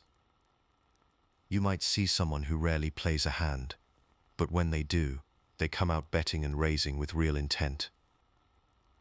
That's the classic tight aggressive style. These players are choosy about the hands they play, but they're not shy about building pots when they think they have an edge. Then there's the loose aggressive player. You'll recognize this type by their constant involvement in pots. They play a wide variety of hands, not just the strongest ones, and they use frequent aggression to force decisions on their opponents. You might see them betting and raising whether they have a strong hand or not, frequently keeping the table off balance. On the other end of the spectrum, the tight passive player is much more reserved. They enter pots with only the best starting hands, but when they do get involved, they tend to call or check rather than push the action. You may see them missing opportunities to bet for value, instead letting the hand play out quietly. The loose passive player brings a different energy to the table. They like to see a lot of flops and will call bets with a wide range of hands, but rarely do they show much aggression themselves. Most of the time they're content to follow the action rather than drive it. You'll start to spot these types by paying close attention to how often someone enters a pot, whether they're more likely to bet or call, and how they respond to aggression themselves. It's not about making a snap judgment. Instead, you want to gather information over several hands, or even across multiple sessions. The more hands you see, the clearer the picture becomes. You might notice the tight aggressive player folding hand after hand, then suddenly raising big. Or you'll see the loose aggressive player playing nearly every hand, always looking for ways to put pressure on the table. The tight passive player might sit quietly, only joining the action with strong hands, but rarely betting or raising. The loose passive player will often call pre-flop and call again on the flop, but seldom bets on their own. These archetypes are a starting point. Real players are more complex, and their styles can shift as the session goes on. Someone who begins the night playing tight might loosen up after a few wins or losses. That's why you'll want to keep observing and updating your reads as you play. Once you've started to recognize these patterns, you can begin to fine-tune your approach to value betting. This is where you adapt your strategy to make the most of the tendencies you've picked up on. Against loose players, for example, you'll often want to increase the size of your value bets. These opponents tend to call with weaker hands, and they're less sensitive to the size of your bets. This means you can go for larger bets when you believe you have the best hand, since there's a good chance they'll call with hands that are second best. If you're up against a tight aggressive player, you'll want to think more carefully about your value bet sizing. Since they play fewer hands and tend to be more selective, they're not likely to call big bets with marginal holdings. You might find that smaller or more carefully timed value bets are a better way to extract chips from them, especially if you sense they have a hand that's just strong enough to consider calling. When you're dealing with a tight passive player, it can be tempting to try to bluff them. However, because they only play strong hands and are quick to fold anything less, your value bets should be targeted and precise. You'll want to bet for value when you're confident they've caught a piece of the board, but don't expect them to pay you off with weak hands very often. Loose passive players present a different opportunity. Since they call a lot, but rarely show aggression, you can often increase both the frequency and size of your value bets. They're sometimes referred to as calling stations, because they'll pay to see your hand even when they're not drawing dead. In these spots, you can push your value bets harder, focusing less on balance and more on extracting every possible chip when you're ahead. It's important to remember that these adjustments are not rigid rules. Poker is fluid, and you'll want to stay flexible. If you notice a loose passive player suddenly becoming more aggressive, it may be a sign they've caught a big hand or have shifted their approach. In those moments, it pays to pause and reassess before continuing with your previous strategy. You'll also want to adjust your value bet frequency as you pick up more information. If you see that a particular opponent is calling too often, you can value bet more hands against them. If someone starts folding more, you might need to focus your value bets on only your strongest hands. Timing matters too. Sometimes it makes sense to wait until later streets to bet for value, especially if you suspect your opponent is slow playing a strong hand or is likely to call down with weaker holdings on later streets. Experience will help you get a feel for when to push for maximum value and when to hold back. Against less experienced opponents, you can often get away with larger bet sizes, since they might not be paying close attention to the size of the pot or your betting patterns. More skilled players require more subtle adjustments, as they'll be watching for patterns and may adjust their own play in response. As you continue to gather information throughout a session, keep looking for shifts in behavior. Maybe the tight aggressive player starts calling more after losing a big pot, or the loose aggressive player suddenly slows down after being caught bluffing. These changes can signal an opportunity to adjust your value betting strategy in real time. Maximizing value comes from not only spotting these tendencies, but also from being willing to adapt as the game unfolds. If you notice a calling station at your table, you might start the session with larger value bets, but if that player tightens up after a few losses, you'll need to adjust. The key is to stay alert and keep updating your reads as new information becomes available. You'll find that the most successful players are always reassessing their opponents and shifting their strategies. They don't rely on a single approach, but instead use what they observe to guide their decisions. By paying attention to aggression, passivity, and willingness to call bets, you can find ways to extract more value from each situation. Sometimes you'll have to make these adjustments quickly, especially in fast-paced games where players are constantly changing gears. Other times, you'll have the luxury of watching a player over many hands, letting their tendencies reveal themselves slowly. Either way, your ability to adapt will set you apart. Poker is a game of constant adjustment. The more you learn to read your opponents and tailor your value betting strategies to fit their tendencies, the more consistently you'll be able to capitalize on their mistakes. Sometimes it's about betting bigger, sometimes it's about betting more often, and sometimes it's about holding back until the right moment. The table is always changing, and your best edge comes from staying present, watching carefully, and being ready to shift your approach as the game demands. Between hands, let the rhythms of the table settle in.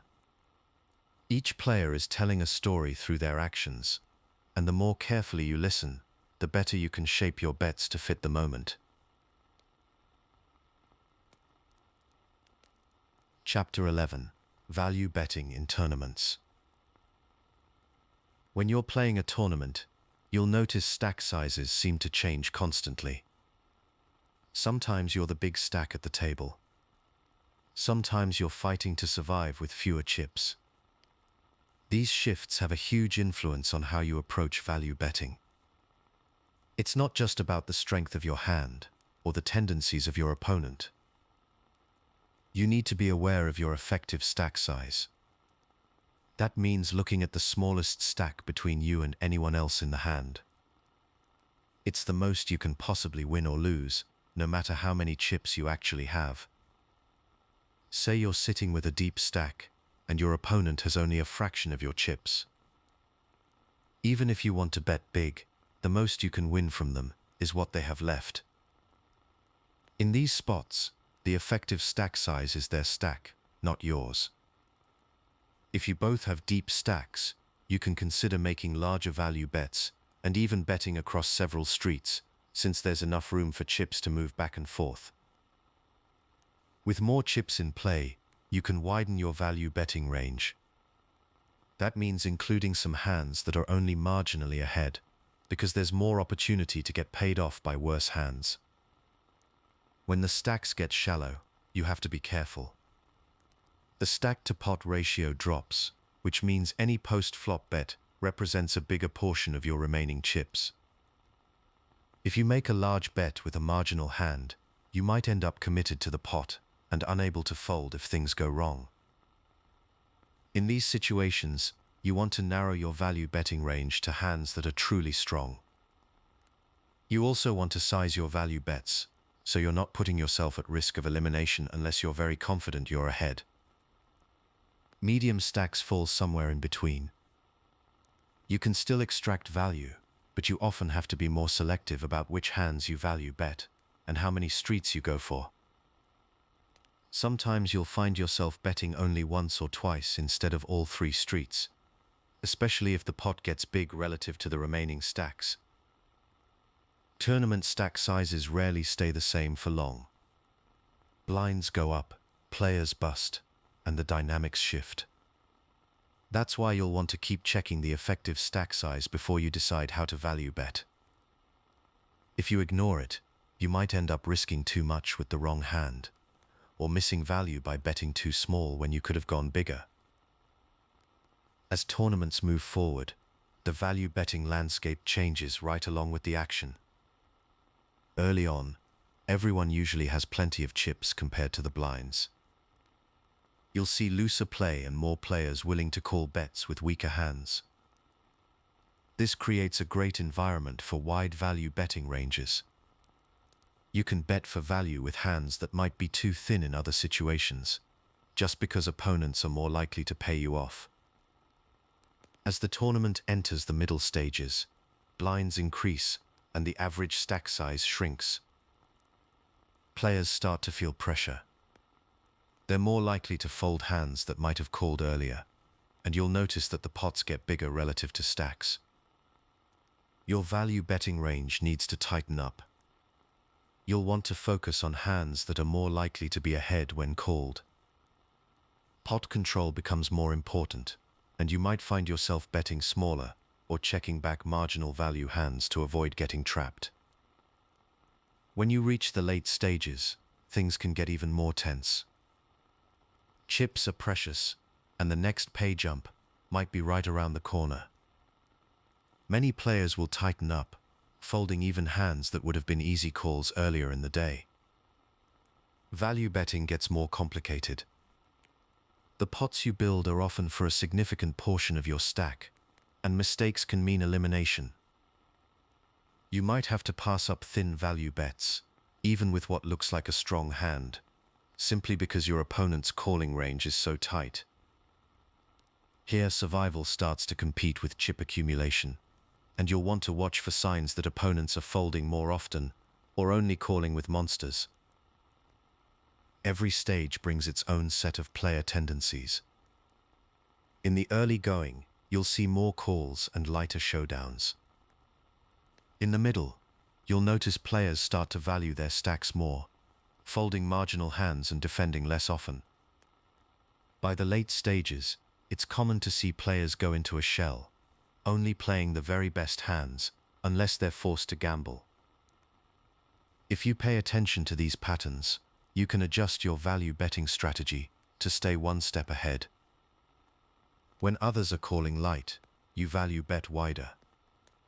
When they're tightening up, you value bet less often and with stronger hands. The changing stack-to-pot ratio is a big part of this. Early on with lots of chips, you can bet bigger and more often. Later, as the ratio drops, you're forced to make tough choices about whether to value bet at all. Sometimes the best play is to check behind with a hand you would have bet earlier, just because the risk is too high compared to the possible reward. As you get closer to the money, or a final table, ICM, the independent chip model, starts to weigh heavily on every value betting decision. It translates your chip stack into real money equity relative to the prize pool, and that translation changes what a good value bet actually means. In these spots, every chip you risk can have a bigger impact on your potential winnings than it would in the middle of the tournament. ICM pressure shows up most clearly near big pay jumps, like the bubble or final table. Suddenly, survival matters more than just building a big stack. Losing a big pot can mean not just losing chips, but missing out on a much larger payout. Value betting in these moments becomes more complicated. The risk of getting called and losing a chunk of your stack carries more weight than the reward of winning a few extra chips. You'll notice that under ICM pressure, players tend to narrow their value betting ranges. They only put in chips with hands that are very likely to be ahead, because getting called and losing can be so costly. Bet sizing often shrinks as well, since smaller bets can still accomplish the goal of getting value without putting as many chips at risk. The pots you build are smaller, but you're protecting your tournament life and your equity in the prize pool. It's important to recognize that ICM can turn what looks like a good value bet in chip terms into a mistake in real money terms. If the extra chips you might win are not worth the risk of elimination, you're better off passing on the bet. That's a tough adjustment to make, especially if you're used to thinking in terms of chip accumulation alone. In these spots, patience and discipline become even more important. You'll also see other players adjusting their strategies under ICM pressure. Calling ranges get tighter because no one wants to bust out just before a pay jump. That means your value bets are less likely to get called by worse hands, and when you do get action, you're more likely to be up against a strong hand. This is why many experienced tournament players advocate for value betting less frequently and only with your best hands in these high-pressure moments. There's another side to this as well.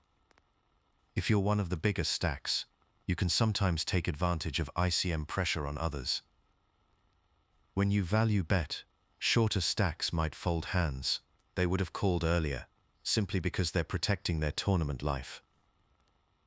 This means you'll need to be careful not to overvalue marginal hands, since the range of hands calling you is much stronger than before. Every tournament brings its own rhythm, and value betting is always tied to the flow of chips and the pressure of pay jumps. Stack size, tournament stage, and ICM interlock in ways that make every decision feel slightly different from the last. Being aware of these forces helps you find the right moments to extract value, and the right times to pull back and protect your stack. The next time you're deep in a tournament, take a moment to look around. Notice the stacks, the stage, and the mood at the table. Think about how wide or tight you should be. Value betting. It's a subtle dance, shaped by the chips in front of you and the payouts waiting at the end. When you get comfortable with these adjustments, you'll find more spots to grow your stack and fewer moments where you risk it all needlessly. That's the quiet skill that separates strong tournament players from the rest. Let the rhythm of the tournament guide your value betting decisions, and you'll move through each stage with more confidence and control. Chapter 12. Psychological aspects of value betting. Poker hands end in seconds. The decisions that follow can last an entire session. Whether you just dragged a huge pot or watched a well-planned bluff collapse in front of you, the emotional residue from that moment does not disappear when the next hand is dealt. What you do with that residue, whether you absorb it or let it steer you, may matter more than the hand itself. When it comes to value betting, emotional control can be the difference between making a clear, profitable decision and letting frustration guide you into a mistake. Research on decision-making under pressure suggests that players who keep their emotions in check tend to make more consistent, better reasoned value bets. Instead of reacting to a bad beat or a string of tough hands, they step back and weigh the situation as it is, not as they wish it were. You will often see that emotional control helps players avoid overvaluing marginal hands. That is especially important in no-limit Texas Hold'em, where one poorly timed value bet with a weak holding can cost you a large chunk of your stack. When you are calm, you are more likely to stick to your plan. You will check whether the board favors your hand, consider your opponent's likely range, and size your bet to get called by worse hands. Staying composed also means you will keep making sound value bets hand after hand, not just when things are going well. Poker is a long game. Maintaining your discipline over a session lets you take advantage of small edges. If you are self-aware, you will notice when you start to slip. Maybe you feel a rush of anger, or you want to force a win on the next hand. That is your cue to pause, take a breath, and remember your strategy. This habit of checking in with yourself builds consistency. Over time, it is this steady, rational approach that leads to strong value betting decisions across cash games and tournaments. Discipline in emotional control supports your rational decision-making for the long haul.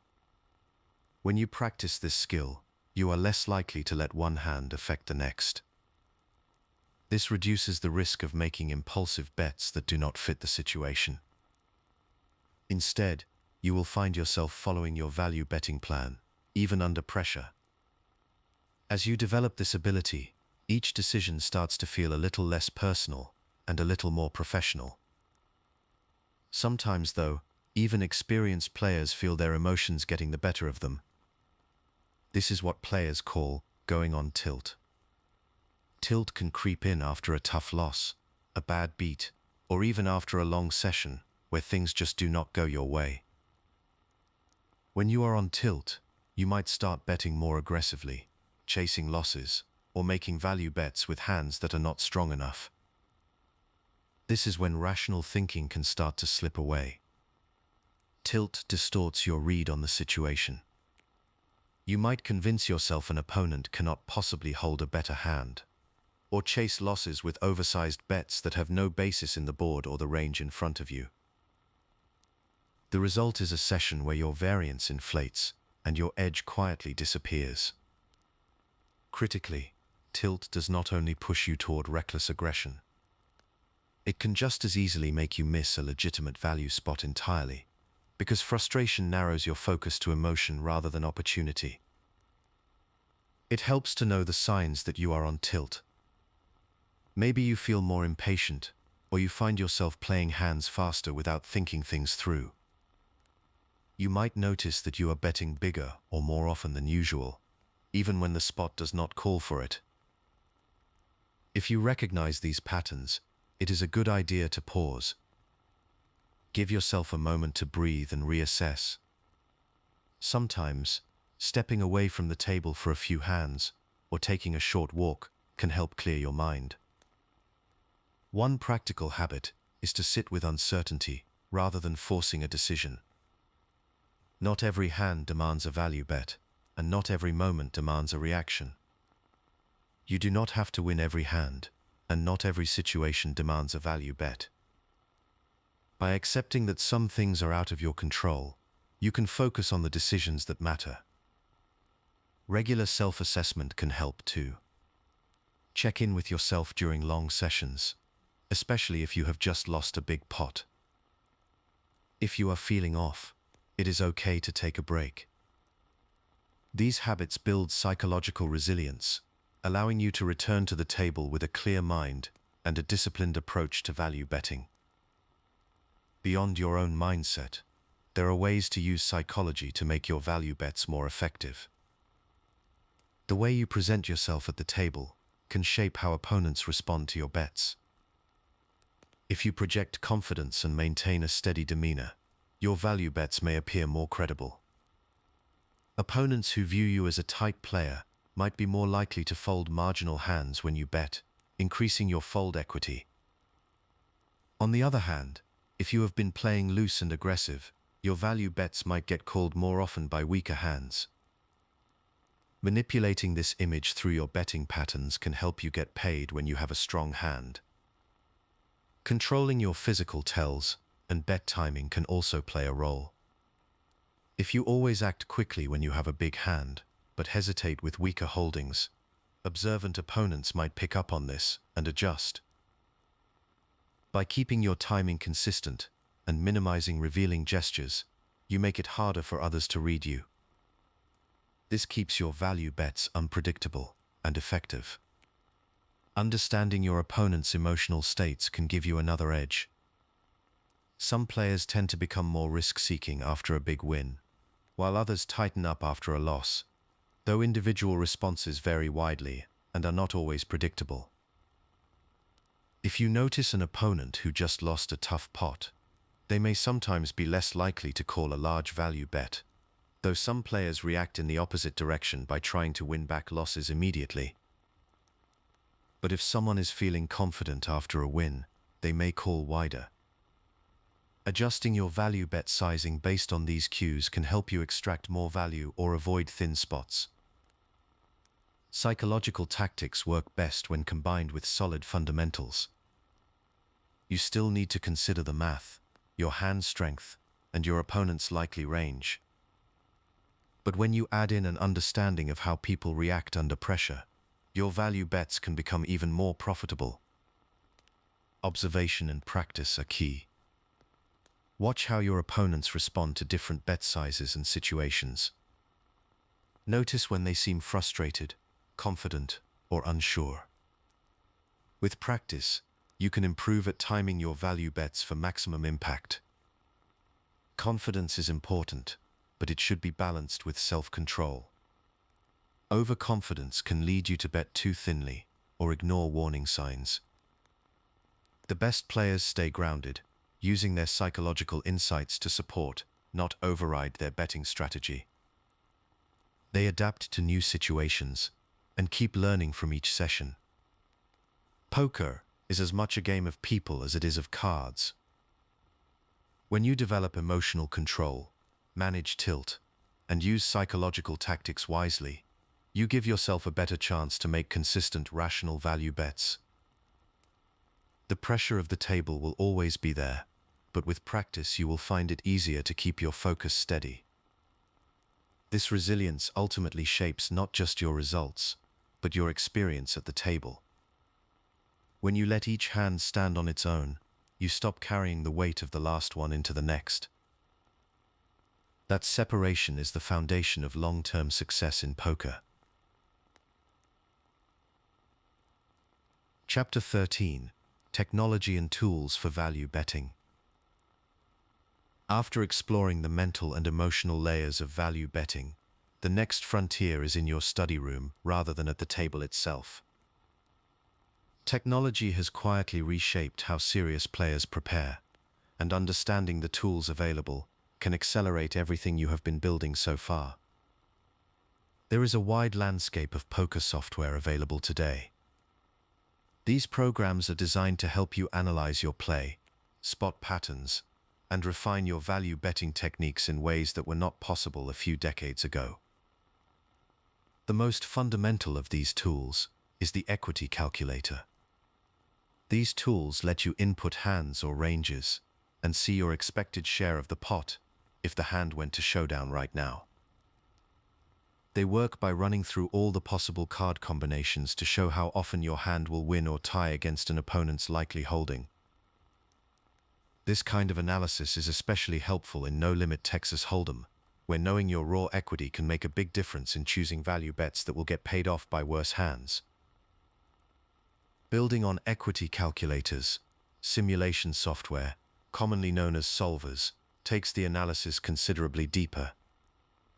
These programs break down hands in great detail. You can set up scenarios with different bet sizes, ranges, and board textures, and then see what the solver recommends as the most profitable play. A solver might suggest a particular bet size on the turn, or show you how your expected value changes if you take a different line.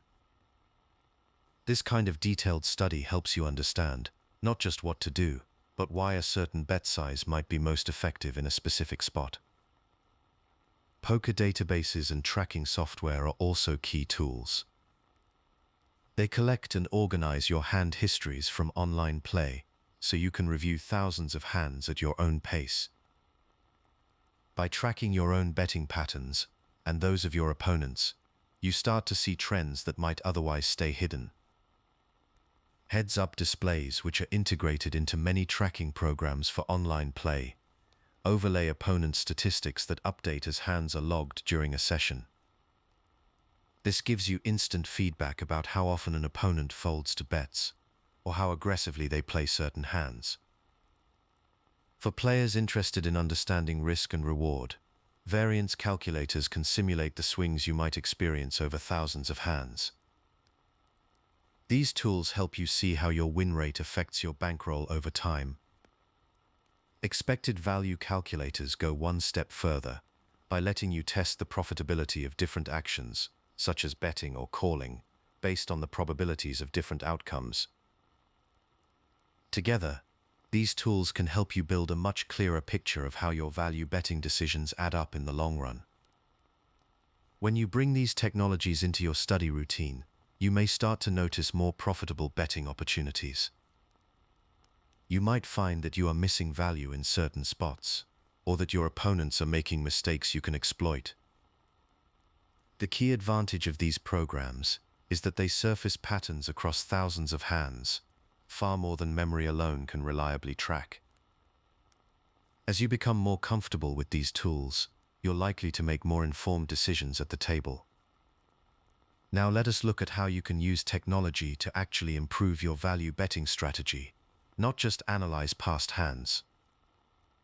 Simulation tools and solvers let you run what-if scenarios. You can test how different bet sizes, lines, or board textures affect your expected value. For example, you might set up a spot where you have an open-ended straight draw and run simulations to see which bet size gets the most value from your opponent's range.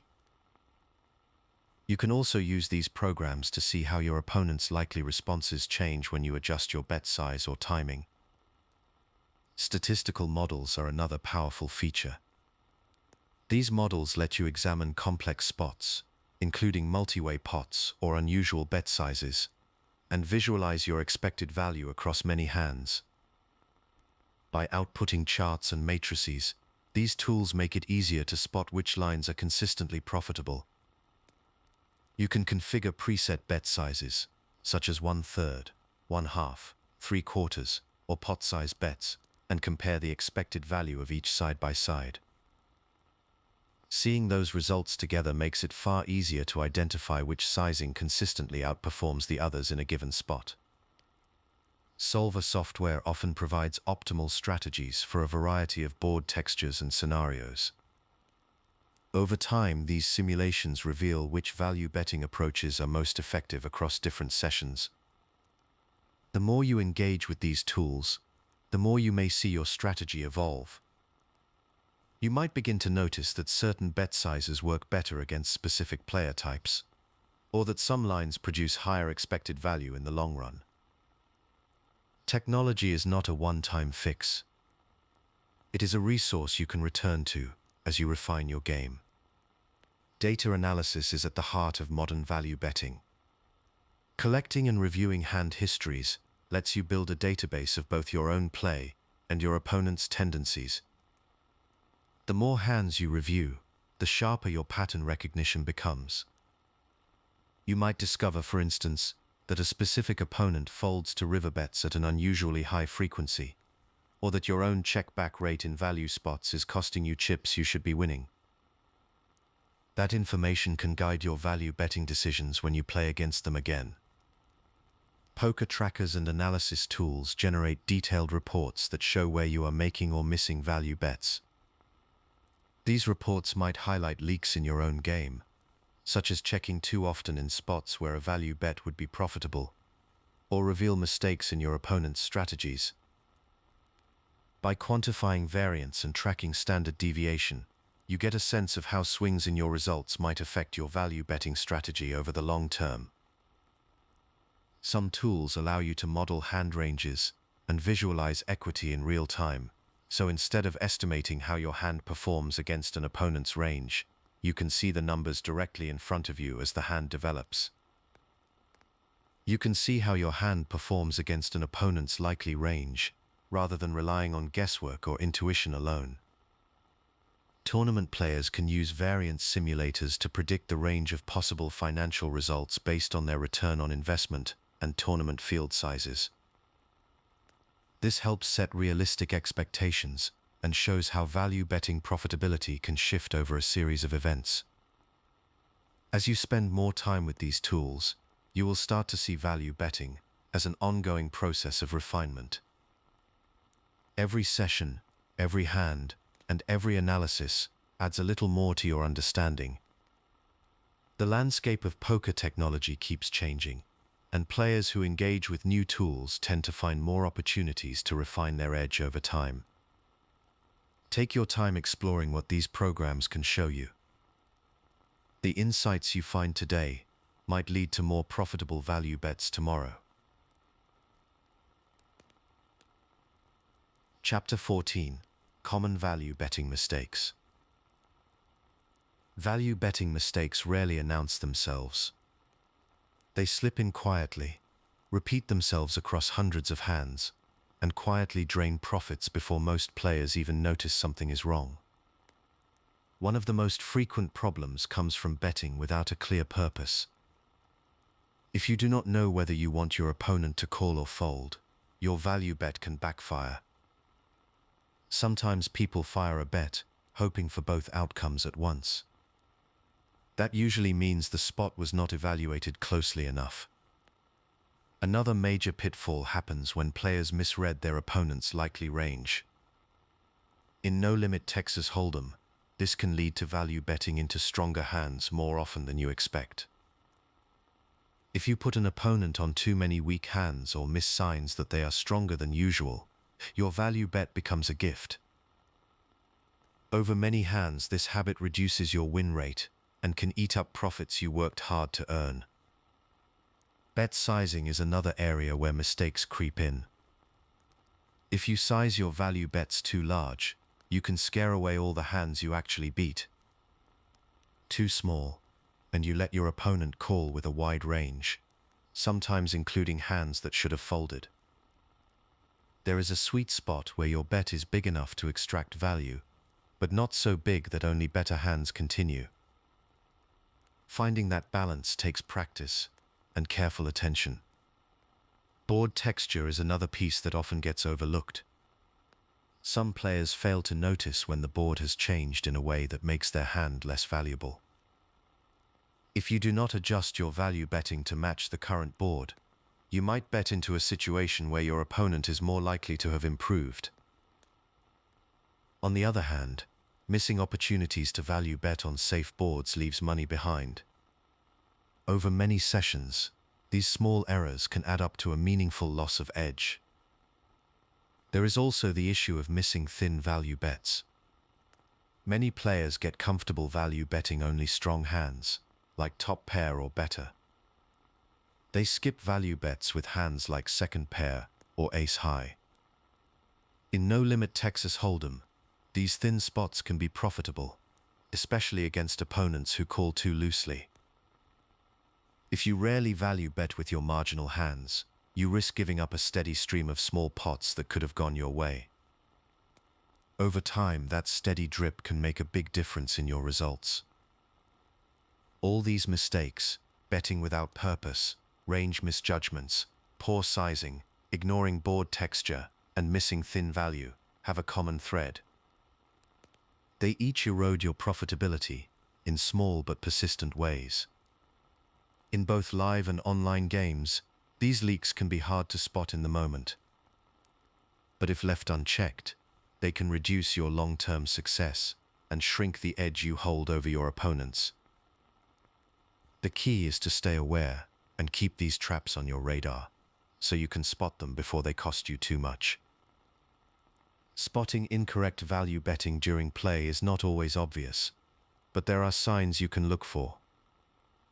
One of the first things to pay attention to is how your opponents respond to your value bets. If you notice that players are calling you with a lot of weak hands, you may have missed some profitable value spots in the past. This is a signal to look for more opportunities to bet for value, especially against opponents who hate folding.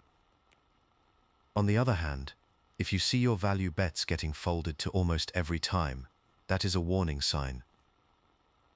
It might mean your bet size is too large, or your opponents do not have enough weak hands in their range to justify betting. When this keeps happening, it is time to re-examine your assumptions about their calling tendencies and the ranges you assign them. Understanding pot odds is another important skill for recognizing value betting mistakes as they happen. Pot odds help you estimate whether your opponent is getting a good price to call your bet. If you consistently offer your opponents favorable pot odds with your value bets, you risk giving away too much equity.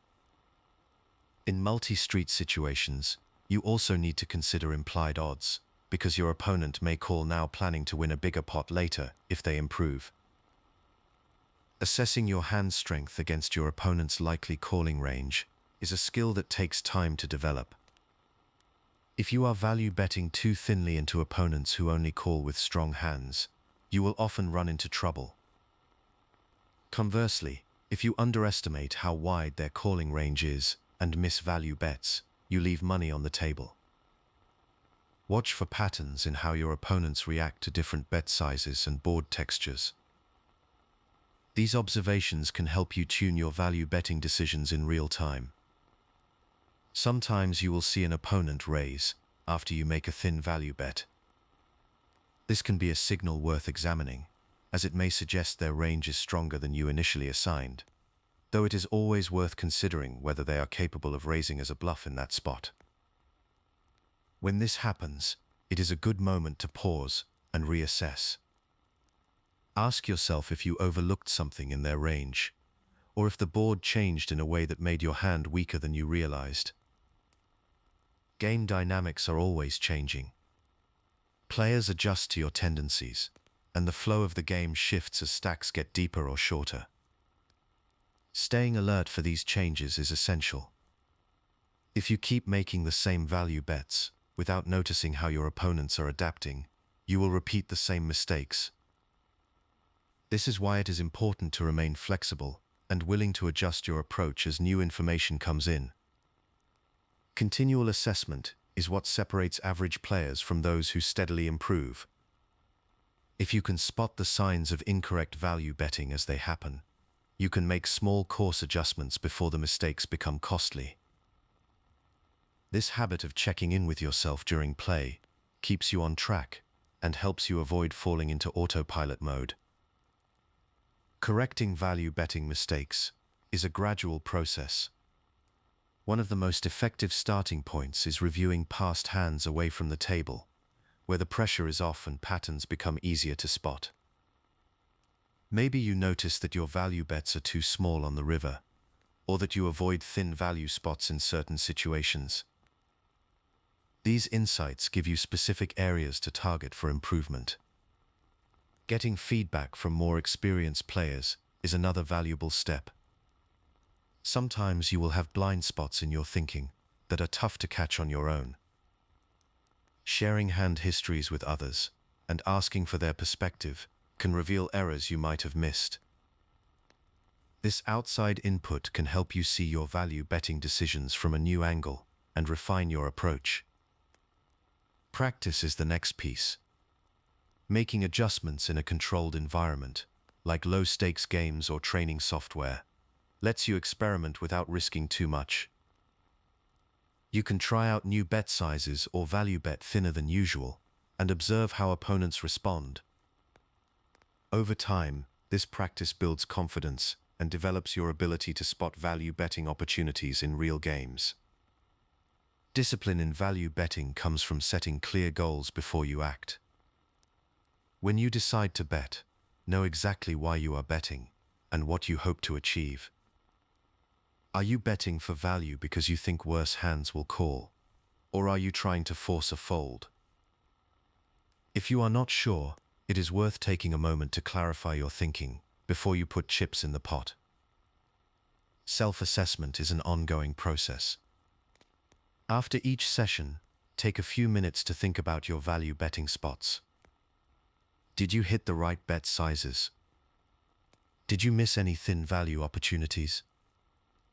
Were there moments when you bet without a clear plan? These questions help you stay accountable and keep your strategy moving in the right direction.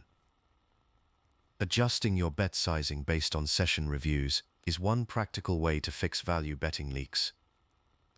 If you see a pattern where your bets are too large or too small in certain situations, make a plan to tweak your sizing the next time those spots come up. Small, consistent improvements add up over time and can make a real difference in your results. The process of improving your value betting is never truly finished. Poker is a game that rewards those who keep learning and adapting. As you get more comfortable with these adjustments, you will find that your decisions become more automatic and less stressful. Strong players consistently look for ways to sharpen their edge, and value betting is one of the most important areas to focus on. Each value betting decision is a small piece of a larger picture. The players who improve most are the ones who treat every spot, good outcome or bad, as information. Steady attention to these details is what builds real long-term skill at the table. Chapter 15: Mastering the Art of Value Betting. Across 14 chapters, you have built something real. You have learned to read ranges, size bets, navigate board textures, adjust to opponents, and manage the mental pressures of the game. Now the question is not what value betting is, but how all of those pieces fit together into a coherent, lasting approach to the table. You bet not just to build a pot, but because you believe your hand is ahead, and your opponent will call with something worse. That is the heart of value betting. You are not hoping for a fold. You want the call, because you expect to win more often than not. The first thing to remember is that a value bet in No Limit Texas Hold'em is a bet made with the intention of getting called by a worse hand. The goal is to extract as much money as possible from those hands. Every time you choose to value bet, you want to be confident that your opponent can call with a range of hands that will lose to yours at showdown. That is where your profit comes from. The bet itself is only valuable if it's getting paid off by hands you beat. Sizing your value bets is just as important as deciding when to make them. Often the bigger you bet, the more you stand to win, but that also means fewer hands will call you. In No Limit Texas Hold'em, larger river bets can generate more value over many hands if the increased pot size outweighs the fact that some weaker hands will fold. You need to think about your opponent's calling range, the board, and how strong your hand is. The right size is the one that gets called by worse hands, often enough to grow the pot over time. Position plays a big role in value betting. When you act last, you get to see how your opponent behaves before you decide to bet. That extra information helps you judge what worse hands might call. Acting earlier means you have to be more careful, since you have less information, and your opponent can use position against you. In both cases, your goal remains the same, but your approach changes slightly. You also need to pay attention to each opponent's tendencies. Some players will call too often, while others are quick to fold. Against someone who calls light, you can value bet thinner, meaning you can bet for value with hands that are only a little better than their likely calling range. Against tighter players, you need to be more selective and bet for value only with stronger hands, because they are less likely to call with worse. Board texture matters every time you consider a value bet. On dry boards with few draws, weaker hands are more likely to call your bet because there's less for them to worry about. On coordinated boards, or when draws complete, you have to think carefully about what worse hands might call and how many better hands are out there. You want to avoid betting for value when you are likely behind, or when only better hands will call. Balancing aggression and caution is key. You want to bet strongly when you are ahead, but you do not want to value bet just for the sake of it. If you are rarely getting called by worse, you are not value betting. You are just putting chips in the pot without a clear edge. The best value bets come when you are confident the probability of being called by worse hands is high. All of these principles work together in typical poker scenarios. Your aim is to recognize when your hand is likely ahead of your opponent's range. Choose a bet size that gets paid by worse hands, and adjust your strategy based on position, opponent, and board. When you do this well, you are using value betting as it is meant to be used, and you are building pots that you will win more often than not. Improving your value betting skills is not something that happens overnight. It takes regular practice across many sessions. Each time you play, you get another chance to spot value betting opportunities and refine your decisions. That is how you build experience and confidence. The best way to improve is to review your past hands. After each session, look back and ask yourself if you missed any value bets. Did you bet too small and leave money on the table? Did you check when you could have gotten called by worse? These questions help you see patterns in your play. Over time, you will start to notice where you are missing value and where you are getting it right. Study groups can be a great resource for this. When you discuss hands with other players, you get new perspectives on your value betting tendencies. Others might spot mistakes or opportunities that you missed. Regular feedback helps you grow faster.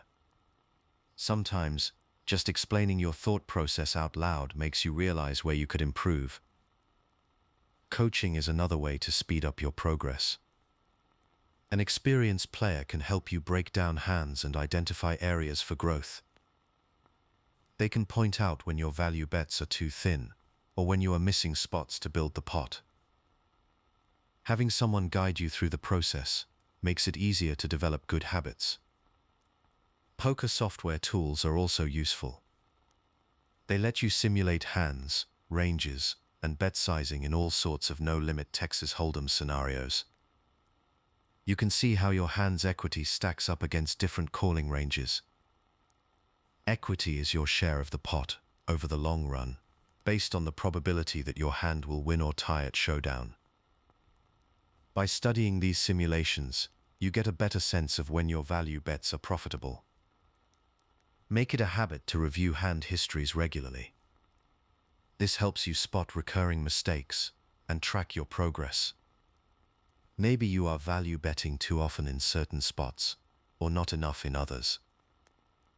By keeping notes and setting specific goals, you can focus your practice and measure improvement over time. Continuous improvement comes from this cycle of playing, reviewing, discussing, and studying. The more you engage with the process, the more natural value betting becomes. You will start to see opportunities that you used to miss, and your confidence at the table will grow. When you develop strong value betting skills, you gain access to one of poker's most powerful tools. Consistently making well-timed value bets typically leads to measurable improvements in your win rate over a large enough sample of hands. Most players who focus on this skill report seeing a gradual but meaningful difference in their long-term results. Your stack grows not just from big hands, but from extracting chips in all those marginal spots where worse hands are willing to call. Effective value betting also shapes your decision-making at the table. You start to focus on equity advantages and how to exploit opponents who call too often. This confidence lets you play more